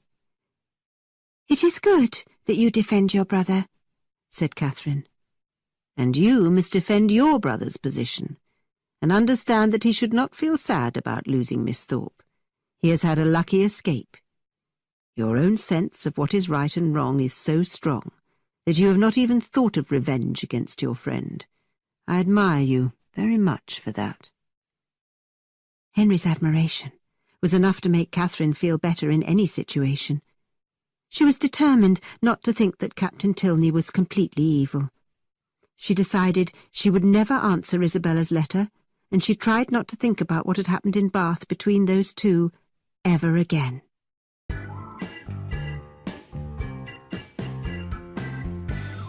Chapter 10. A perfect visit ends in disaster. A few days later, the General announced that he had to go to London on business for a week. As he was leaving, he said, "Miss Morland, more than anything, I regret that I will be robbed of your charming company for a whole week. I have instructed Eleanor and Henry to look after you, and I hope you will tell them if there is anything they can do to make your stay more amusing or more comfortable." The General's departure gave Catherine her first understanding of the principle that a loss may sometimes be a gain. The three young people had much more fun without General Tilney in control of their lives. Every meal was a scene of enjoyment and ease, and every day was spent as the three wished. These delightful days made our heroine love the place and the people more and more. Catherine was now in the 4th week of her visit, and had never been happier. but the fact that she had been there for almost a month made her wonder whether it was polite to stay any longer, or whether she should suggest choosing a date for her return to Fullerton. Although it was an unpleasant subject, Catherine took the first opportunity to speak to Eleanor about it. "Dear Eleanor, I think I must return home soon." "Oh, Catherine," Eleanor began with feeling. "I had hoped for the pleasure of your company for a much longer time. If your parents knew how much we enjoyed having you here, do you think they might allow you to stay a bit longer?" "Oh, my parents are in no hurry to have me at home. They are always satisfied if I am happy." "Then why are you in such a hurry to leave us?" asked Eleanor, with a worried look on her face. "But I have been here so long," Catherine cried. "If you have grown tired of being here, I cannot urge you to stay," Eleanor said sadly. "Oh no, you misunderstand me. For my own pleasure, I would be very happy to stay another 4 weeks, but I do not wish to become a nuisance." "Catherine, it is settled then. You must not think of leaving us. Henry and I will be very sad to lose you, so you must stay as long as possible." Eleanor's desire for her to stay longer at Northanger Abbey was so sincere that it confirmed Catherine's secret belief that the Tilneys hoped she would belong to their family one day. Henry's obligations at Woodston took him away during his father's absence, but Catherine continued to be happy because it gave her time to get to know Eleanor better and to enjoy her company. On the evening of Henry's departure, the young ladies were still sitting and chatting at the dinner table at 11 o'clock, a rather late hour at the Abbey. Then, as they walked to their bedrooms, they heard a carriage arrive outside, and in the next moment they heard the loud noise of the doorbell. "Who could that be at this late hour?" wondered Eleanor. "It must be Frederick. I will say good night, dear Catherine, and go downstairs to welcome him." Catherine went into her room, thinking about meeting Captain Tilney the next morning at breakfast. She hoped that he would not mention Isabella's name or the part he had played in her brother's unhappiness. She thought she could be polite to him, as long as no one talked about Bath. Half an hour later, Catherine heard someone come up the stairs, and then her door opened very gently. Eleanor came into her room, looking pale and quite nervous. Catherine worried that Captain Tilney was in some kind of trouble and made Eleanor sit down.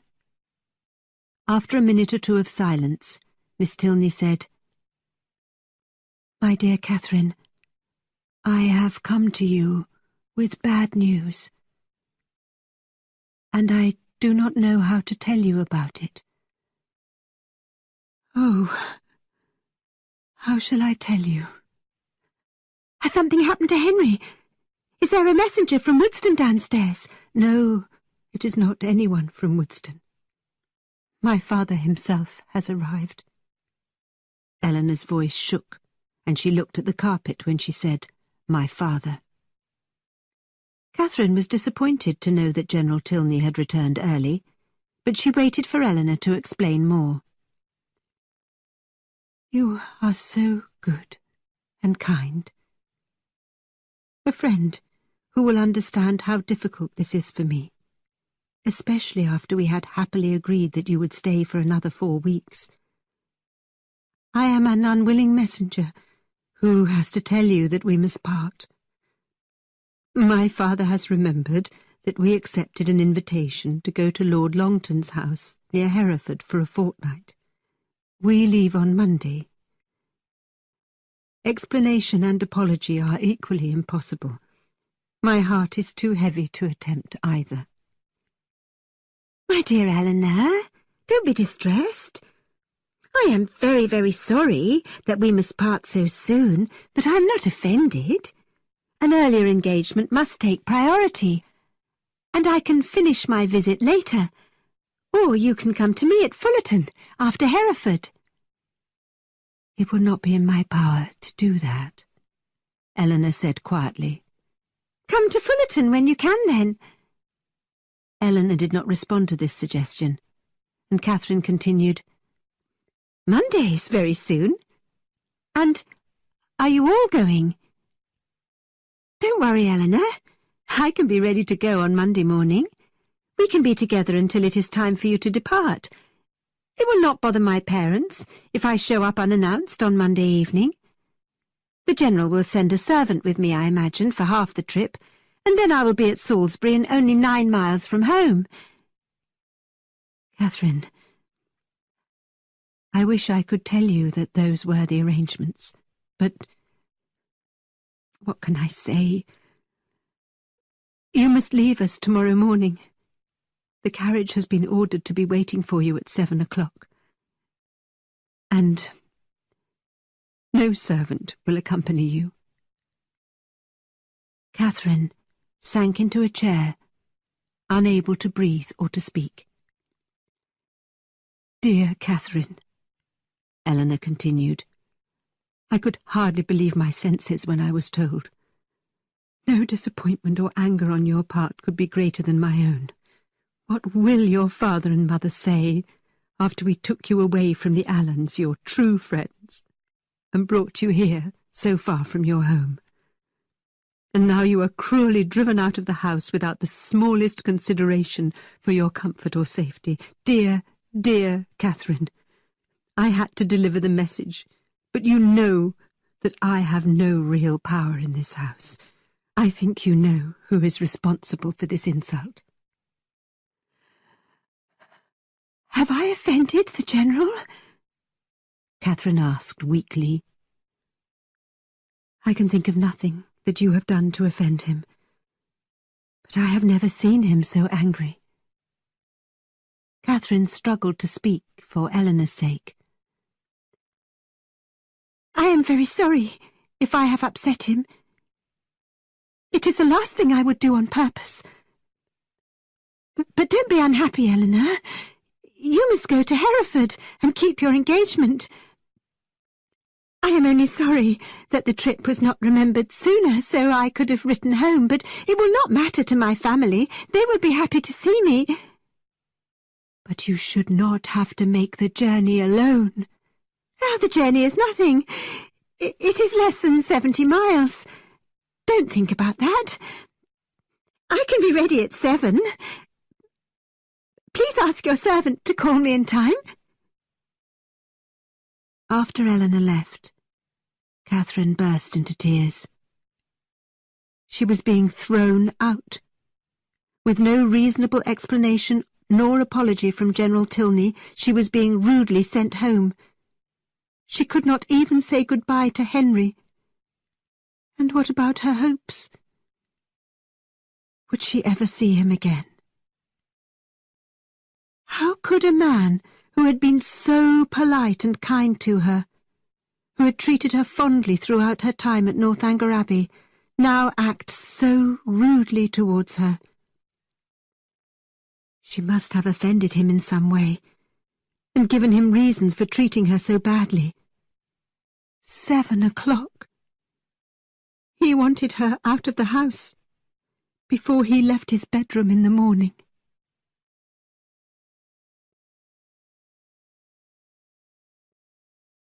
Catherine spent another sleepless night at Northanger Abbey, but this time she was not frightened by imagined ghosts and mysterious chests and cupboards. This time her anxiety had a basis in fact, and neither the wind nor the darkness bothered her. Instead, she lay awake, wondering how things had gone so badly wrong. By the time Eleanor came to her room at 6 in the morning, Catherine had finished her packing and she was almost dressed and ready to depart. Both young women remained silent, neither knowing how to improve the situation. At the breakfast table, Catherine could not eat, but she thought about breakfast the day before. Happy, happy breakfast. Henry had been there, and the three of them had chatted, enjoying everything present, and fearing nothing in the future except Henry's visit to Woodston for a few days. Henry had sat beside her and helped her to food, and so Catherine now lost herself in this memory. Then she heard the carriage arrive outside and remembered what was happening. Eleanor now felt the need to speak and hurried to say, "You must write to me, Catherine, as soon as possible. You must tell me you are safe at home and have found your family well. I will not expect more. Please send a letter to me at Lord Longton's, but address it to his daughter, my friend Alice." "No, Eleanor," Catherine answered quietly. "If you are not allowed to receive a letter from me, I think I had better not write. I will have no trouble getting home safely."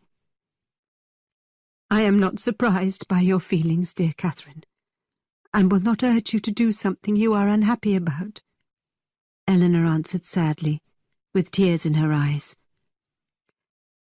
"Oh, Eleanor, I will write to you. Please don't worry." "Thank you, Catherine. And there is one more thing. You have been so long away from home that I wonder if you have any money left for the journey."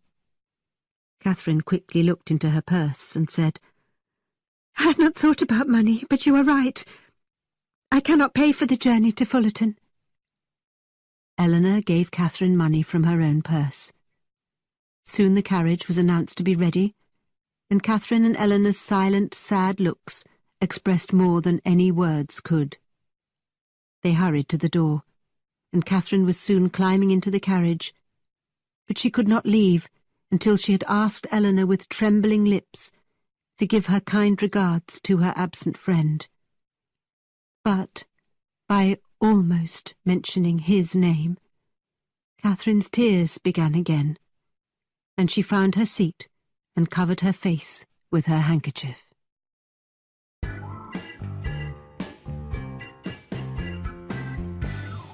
Chapter 11. Reliable Family Life. Catherine felt too unhappy to be frightened by the journey to Fullerton, and began it without worrying about its length or about being alone. Leaning back in the corner of the carriage, crying and feeling cruelly treated, she had gone a number of miles beyond the walls of Northanger Abbey before she raised her head and looked out of the window. She recognized the road as the same one that had taken her to Woodston only 10 days earlier, and she suffered even more as she thought about the difference between that trip and this one. Every mile, as it brought her nearer Woodston, added to her grief.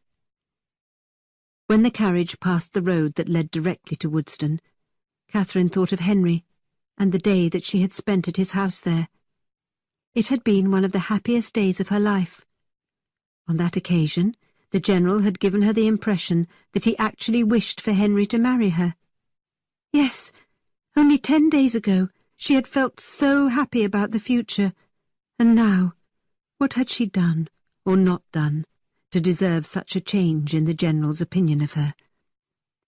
The only offence against General Tilney that Catherine could accuse herself of was her shocking suspicions about what had happened to his wife. But Catherine trusted that her secret was safe with Henry. He would not have betrayed her. It was impossible for the General to know that she once wondered if he might have murdered his wife or made her a prisoner in her own home. Of course, if he did know about her suspicions, he would have a good reason to ask her to leave. But she believed in Henry, and was certain that her secret was safe with him. But more than anything, Catherine was anxious about Henry's feelings when he returned to the Abbey and found that she had been sent away. Would he accept his father's reasons for throwing her out? Or would he regret that she was gone and hate his father for sending her home? Would he argue with his father, or remain obedient and talk only to Eleanor about his true feelings? While thinking over many questions and struggling with doubts about herself, Catherine hardly noticed the hours and miles flying by. How would she explain to her family the circumstances surrounding her sudden return to Fullerton? Would there be any pleasure in returning home with such a story to tell? How could she make it clear to them that Henry and Eleanor were the finest, most interesting and most reliable friends she had ever known. How could she separate them from General Tilney and her family's opinion? It would break her heart if her family judged her friends unfairly. Finally, after a journey which had taken more than 11 hours without accident or alarm, Catherine reached Fullerton just after 6:30 in the evening. We would expect a heroine to return to her native village after achieving great things, with many stories of success to be proud of. But this homecoming was very different from what you or she might have hoped for. Our heroine was returning home, disappointed, alone, and without hope or joy. Therefore her carriage passed quickly through the village, and Catherine hurried into her house, unwilling to meet the questioning eyes of friends and neighbours. But you must remember that the Morland family would not have high expectations of any great achievements or successes for Catherine. Instead, although they would be surprised by her unexpected arrival, they would simply be very happy to have her at home again. The two youngest children, a boy and girl of 6 and 4 years old, looked out when they heard the carriage stop at their gate, expecting as usual to see a brother or sister arrive home. But when they saw that it was Catherine returning, after an absence of 11 weeks, they jumped for joy, shouted for their parents, and ran out to greet their older sister. The warm, affectionate welcome that Catherine received from her parents and brothers and sisters awakened the best feelings in her heart, and she found her troubled spirit calmed. She even, at first, felt happy. But Mrs. Morland noticed that the poor traveller looked pale and tired, and soon had the family seated round the tea-table. With cups of tea and sandwiches in front of them, everyone was eager to hear about Catherine's adventures and to find out why she had come home without warning. Quite slowly, and with much hesitation, Catherine tried to explain what had happened the night before. And although her parents were usually unwilling to criticize other people, they felt unable to pardon this insult to their daughter. They believed that General Tilney had acted neither honourably nor kindly as a gentleman or as a parent. What could have made him treat a guest so badly? Like Catherine, they could see no reason for his rude behaviour, especially after he had treated her so well for the past 4 weeks. Finally, Mrs. Morland ended the conversation by saying, "It is a strange business, and General Tilney must be a strange man. But you are home now, safe and secure. It is not worth troubling yourself any further about that man's reasons." But why couldn't he send Catherine home in the proper manner, if he had to leave for Hereford? Asked Sarah, the eldest of Catherine's sisters. "I do not think we will discover his reasons," answered Mrs. Morland. "I feel sorry for his own children, who must have a difficult time with him as their father. But you managed well on your long trip, Catherine, and I am very proud of you. I believe you have grown up quite a lot in the last 11 weeks. I am glad I did not know of your journey while it was happening. But now it has ended, perhaps there is no great harm done. You are not the same little girl that we said goodbye to 11 weeks ago. You have grown up, and can take care of yourself now." Catherine hoped that her mother was right about that, but her spirits were quite worn down, and she longed to be silent and alone. She was happy to agree to her mother's suggestion that she should go to bed early and gain the benefit of a good night's rest. Her parents knew she was tired and disappointed, but they had not guessed that she was also suffering from a broken heart. Perhaps it is odd that with a young daughter of 17 just returning from her first adventure away from home, they had not thought of that.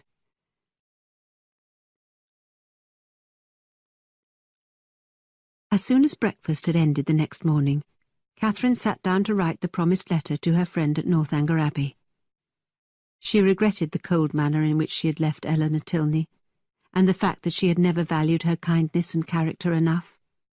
But most of all, she worried about leaving Eleanor to deal with General Tilney and his difficult nature. She wanted her letter to say how grateful she was, without reminding Eleanor of how the visit had ended. She wanted to be careful without being cold, honest without placing blame. She did not want to cause Eleanor any pain, and she did not want to embarrass herself in case Henry saw the letter. In the end, Catherine wrote a very short note, in which she expressed her grateful thanks and her affectionate good wishes for Eleanor and her brother, and in which she returned the money Eleanor had given her for her journey. "This is a very strange friendship," said Mrs. Morland, when Catherine had finished her letter. "Soon made and soon ended. I am sorry that you were disappointed, because Mrs. Allen had only good things to say about the Tilney children, and you were so unlucky with your friend Isabella, too.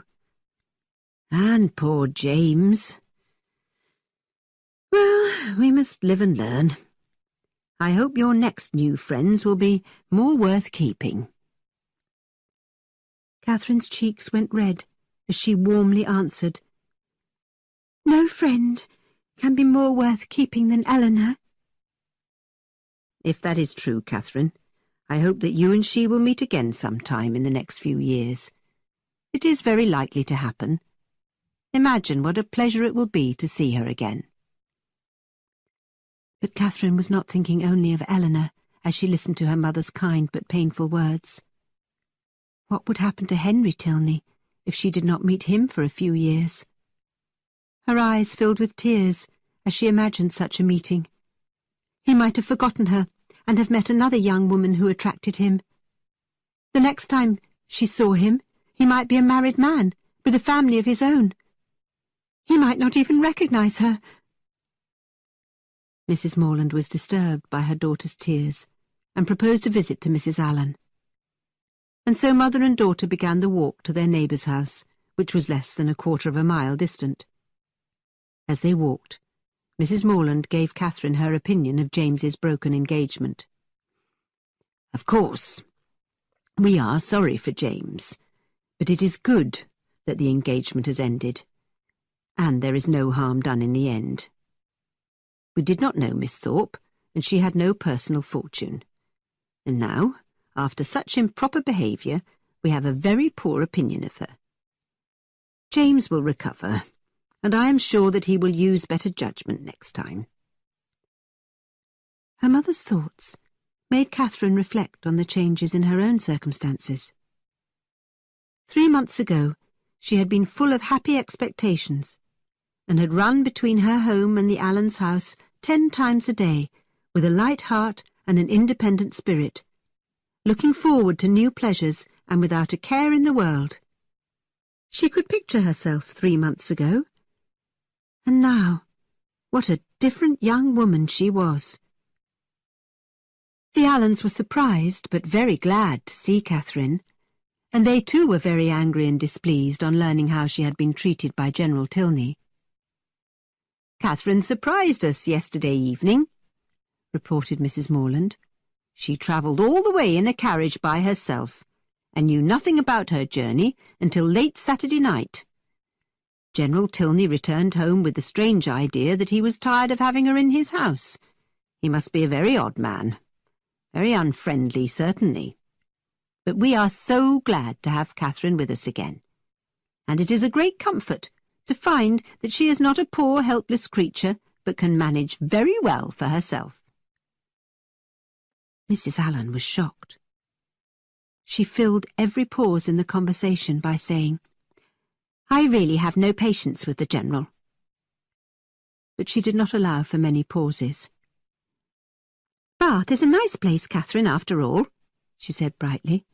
"I did not like the idea of leaving. Did I tell you that I tore my blue dress? I had it mended before we left Bath, and you cannot see the tear, and Mrs. Thorpe was such a comfort to us, wasn't she? You know, you and I were quite lonely at first." "Yes, but that did not last long. Catherine replied brightly, enjoying thoughts of Bath and happier days. Very true. Then we met Mrs. Thorpe and were always busy. My dear, do you think these silk gloves still look well? I wore them for the first time in Bath. Do you remember that evening? Oh, yes, perfectly, answered Catherine. It was very agreeable, wasn't it? Mr. Tilney drank tea with us that evening, and I thought he was an excellent addition to our little society. He is a kind gentleman, isn't he? I think you probably danced with him that evening. I am not certain, but I was wearing my most expensive dress, do you remember? And Mr. Tilney admired it very much. Catherine felt too emotional to answer, but Mrs. Allen continued, I really have no patience with the General. He seemed such an admirable gentleman when we met him. Do you know, Catherine, that his lodgings were rented by another family the day after he and his children left? But no wonder. It was such a desirable address. As they walked home again, Mrs. Morland said, You must be grateful for your old friends. They have loved you and been concerned for your happiness for many years. Having the affection and good opinion of friends like Mr. and Mrs. Allen is much more important than your recent unhappy experience.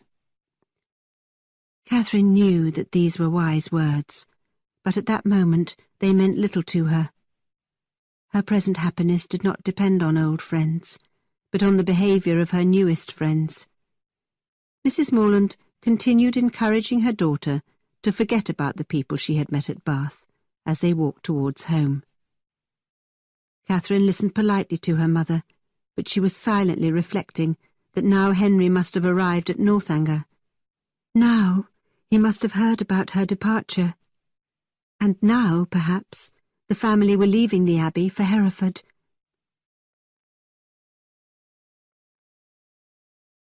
The following day, Mrs. Morland sat with Catherine and Sarah, her two eldest daughters, as they worked at their various jobs. Catherine had never been hard-working, nor had she liked sitting indoors for very long, but Mrs. Morland noticed that her bad habits had become even worse. The 17-year-old could not sit still, nor concentrate on a piece of work for even 10 minutes at a time. She regularly stood up and walked around the room, or wandered into the garden. Sitting quietly seemed impossible. But worst of all to her mother was Catherine's lack of energy and spirit. She knew her daughter had never been a good worker, but silence and sadness were unusual for her. What had happened to her old cheerful personality? For 2 days, Mrs. Morland allowed this behaviour to pass without a hint of criticism. But when a third night's rest still had not returned Catherine to her old self, she decided to have a serious talk with her daughter. My dear Catherine, I am afraid you have become too grand for your own family. Should your father mend his own shirts? Look how steadily your sister is working, while your head is still in Bath. You must remember that there is a time for everything. Now is not the time for balls and theatre. Now is the time for you to be useful to me and to your family. Catherine picked up her sewing basket and sadly replied, I do not think about Bath. At least, not very much. Then you must still be upset about General Tilney, and that is very silly of you. You probably will never see him again. You should not worry about things you cannot change. After a short silence, she continued, I hope you have not found your home disappointing, because it is not as elegant as Northanger Abbey. That would be turning your visit into something evil. Wherever you are, but especially in your own home, you should learn to be content. I was not happy to hear you at breakfast talking so much about the French bread and the beautiful plates at Northanger. I am sure I do not care about any of that, said Catherine quietly. I have a book, Mrs. Morland said, with a very clever essay about young ladies who have been spoiled by making friends with people who are much grander than their own families. I will find it for you later. I am sure it will do you good." Catherine tried to get on with her work, but after a few minutes, Mrs. Morland saw her staring out of the window again. She came to the conclusion that her daughter was suffering, and she hastily left the room to find her book of clever essays.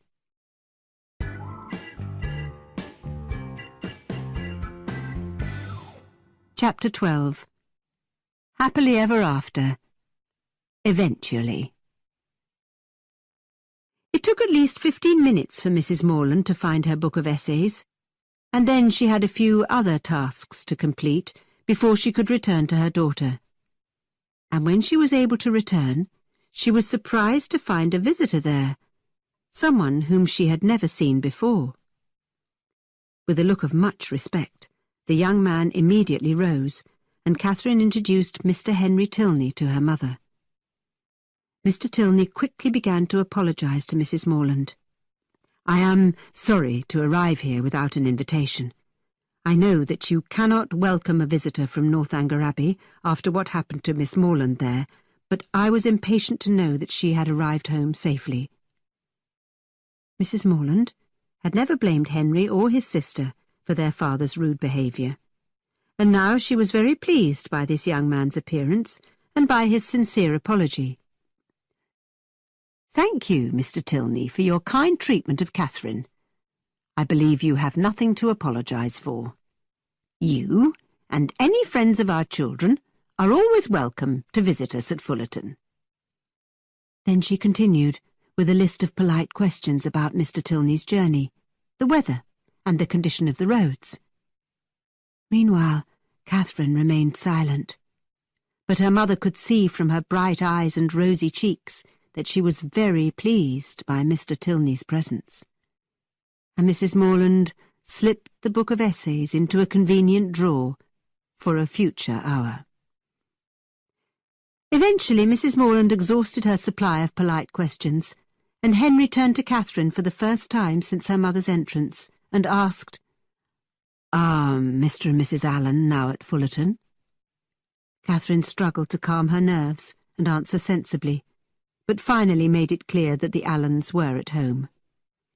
"I would like to pay my respects to them," Mr. Tilney said. His face was now almost as red as Catherine's. "I wonder if you would be kind enough to show me the way to their house, Miss Morland." "You can see it from that window," interrupted Sarah, who continued to sew quietly, but was keeping an eye on what was happening. Mr. Tilney bowed politely, but Mrs. Morland gave her younger daughter a silencing nod. They both understood that seeing the Allens was not the primary purpose of Mr. Tilney's invitation. Mrs. Morland thought that he might want to explain his father's behaviour to Catherine in private, and she did not intend to put any barriers in the way of that conversation. She encouraged Catherine to walk to the Allens' house with Mr. Tilney.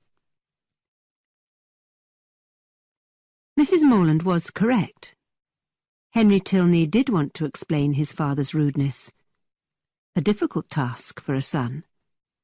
But that was not his primary reason for wanting to talk to Catherine. Above all, he wanted to explain himself. And before they reached the Allens' house, he had done that extremely well. In fact, it was a speech that Catherine thought could not be repeated too often. Henry assured her of his affection, and asked if he could hope that she also loved him, something that you will have no doubts about by this time. Henry was sincerely and completely attached to our heroine. He was delighted by her character and truly loved spending all his time with her.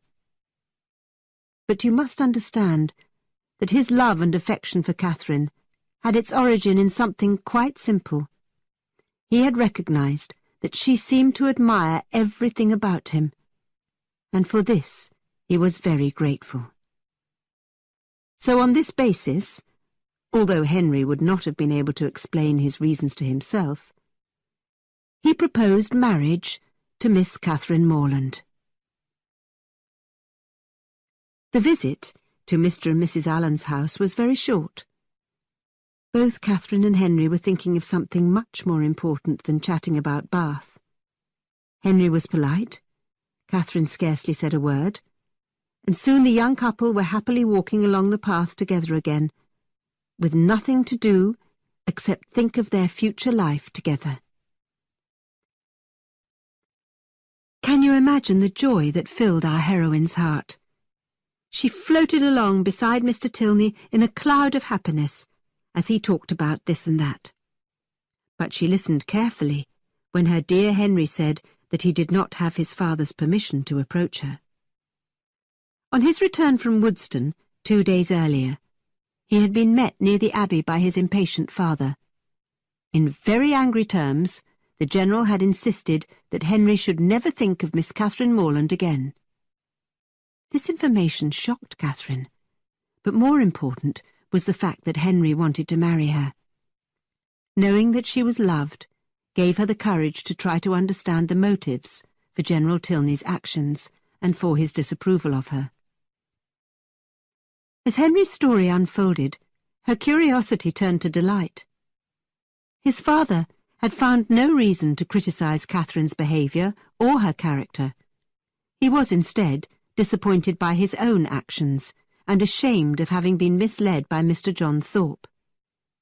Catherine, it seemed, was guilty of only one thing in the General's opinion. She was less rich than he had supposed her to be. The General had been deceived by John Thorpe at their first meeting, at the theatre in Bath. On that occasion, Henry had been talking to Catherine, and the General had asked Mr. Thorpe if he knew the young lady. John Thorpe had a misleading and even dangerous habit of exaggerating the importance and wealth of his friends and acquaintances. He seemed to think that this made him more important in the eyes of the world. When he had become friends with James Morland, he had reported to his family that he had met a young man from a very grand family. Then, introducing James to Isabella, he had doubled the amount of his friend's living, multiplied his private fortune by 3 or 4 times, invented a rich aunt for him, and forgot about half of James's brothers and sisters. John Thorpe had continued with this practice of exaggeration when telling General Tilney about the Morland family. He had invented a large private income for Catherine, whom he himself had decided to marry, as well as the promise that she would one day receive an enormous inheritance from the Allens. With this information, which he had no reason to doubt, General Tilney had decided to welcome Miss Morland to Northanger Abbey, and to encourage his son to consider Miss Catherine Morland as a possible bride. Henry and Eleanor knew nothing about their father's conversation with John Thorpe. They were astonished by the kind, friendly attention he showed towards Catherine, and the clear signals he gave Henry that he approved of her as his son's future wife. But on his visit to London, the General had met Mr. John Thorpe again. The younger man was by that time suffering from what he considered to be ill treatment by both James and Catherine Morland. She had refused his proposal of marriage, and James would not accept Isabella's apologies. Now he was eager to change the General's good opinion of the whole Morland family. This time he gave a more accurate account of how many Morland children there were, and the amount of money and possessions the parents had. In fact, he mentioned too many of one and too few of the other. And the Allens? Their entire fortune would be inherited by one of Mr. Allen's nephews. Angry with almost everyone in the world except himself, the General had returned to the Abbey, where you have seen how he behaved towards our heroine. Having heard all this, Catherine forgave herself for thinking that General Tilney could either have murdered or imprisoned his wife. Now she understood how cruel he could be in reality. Poor Henry was blushing with shame while telling Catherine this story. He had had an angry conversation with his father at Northanger Abbey, and had shocked the General by refusing to agree with his judgment of Catherine. He felt tied to Catherine, as much by honour as affection. He would not dismiss her from his heart or from his life. He refused to accompany Eleanor and his father to Herefordshire, and declared his intention of asking Miss Morland to marry him. General Tilney had been angrier than he had ever been with his son, and the two had parted without speaking to each other again. Henry had returned to Woodston and had begun his journey to Fullerton on the following afternoon. Mr. and Mrs. Morland were quite astonished to be asked by Mr. Henry Tilney for permission to marry their daughter. They had not suspected a connection between the two young people, but they believed Catherine was worth loving, and they soon happily accepted the situation. They had no reason to object to the marriage, not having heard anything negative about Henry, and liking his pleasing manners and good sense. Mrs. Morland's only additional comment was, "I am sure Catherine will make a poor housekeeper, but practice is a good teacher." Nevertheless, even with everyone celebrating the proposal, Mr. and Mrs. Morland could not approve of the engagement. They had mild tempers, but their principles were strong. They did not expect heartfelt approval from the General, but they required his agreement, at least. They assured the pair that they would be happy for them to marry when that agreement was obtained, but not before. And they trusted that it would not be denied for long. There need be no expectation of money from the father, since his son's present income already made him independent and comfortable. Their daughter could not hope for more. The young people were not surprised by this decision. They were, of course, upset, but they parted from each other with the hope that the General's opinion could be changed very soon. Henry returned to what was now his only home at Woodston, to look after his parish and to make improvements to his house for his future wife. Catherine remained at Fullerton, to cry rather dramatically, and to look forward to regular letters from Henry. We need not inquire whether the difficulties of absence were made easier by such secret communication. Mr. and Mrs. Morland never did. They had been too kind to demand promises, and whenever Catherine received a letter, which happened quite often, they always looked the other way. As we approach the last of these pages, you will have guessed that a happy ending is promised very soon.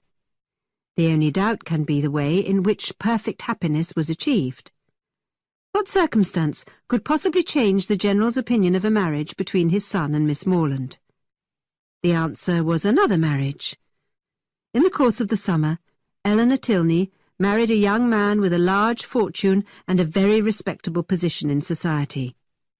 Such an addition to his own importance threw the General into a good mood for months, and Eleanor insisted that he must forgive Henry and accept Catherine as his future daughter-in-law. Everyone who knows Eleanor Tilney will, I am sure, congratulate her and wish her well in the home and with the man of her choice, away from the strict discipline of Northanger Abbey.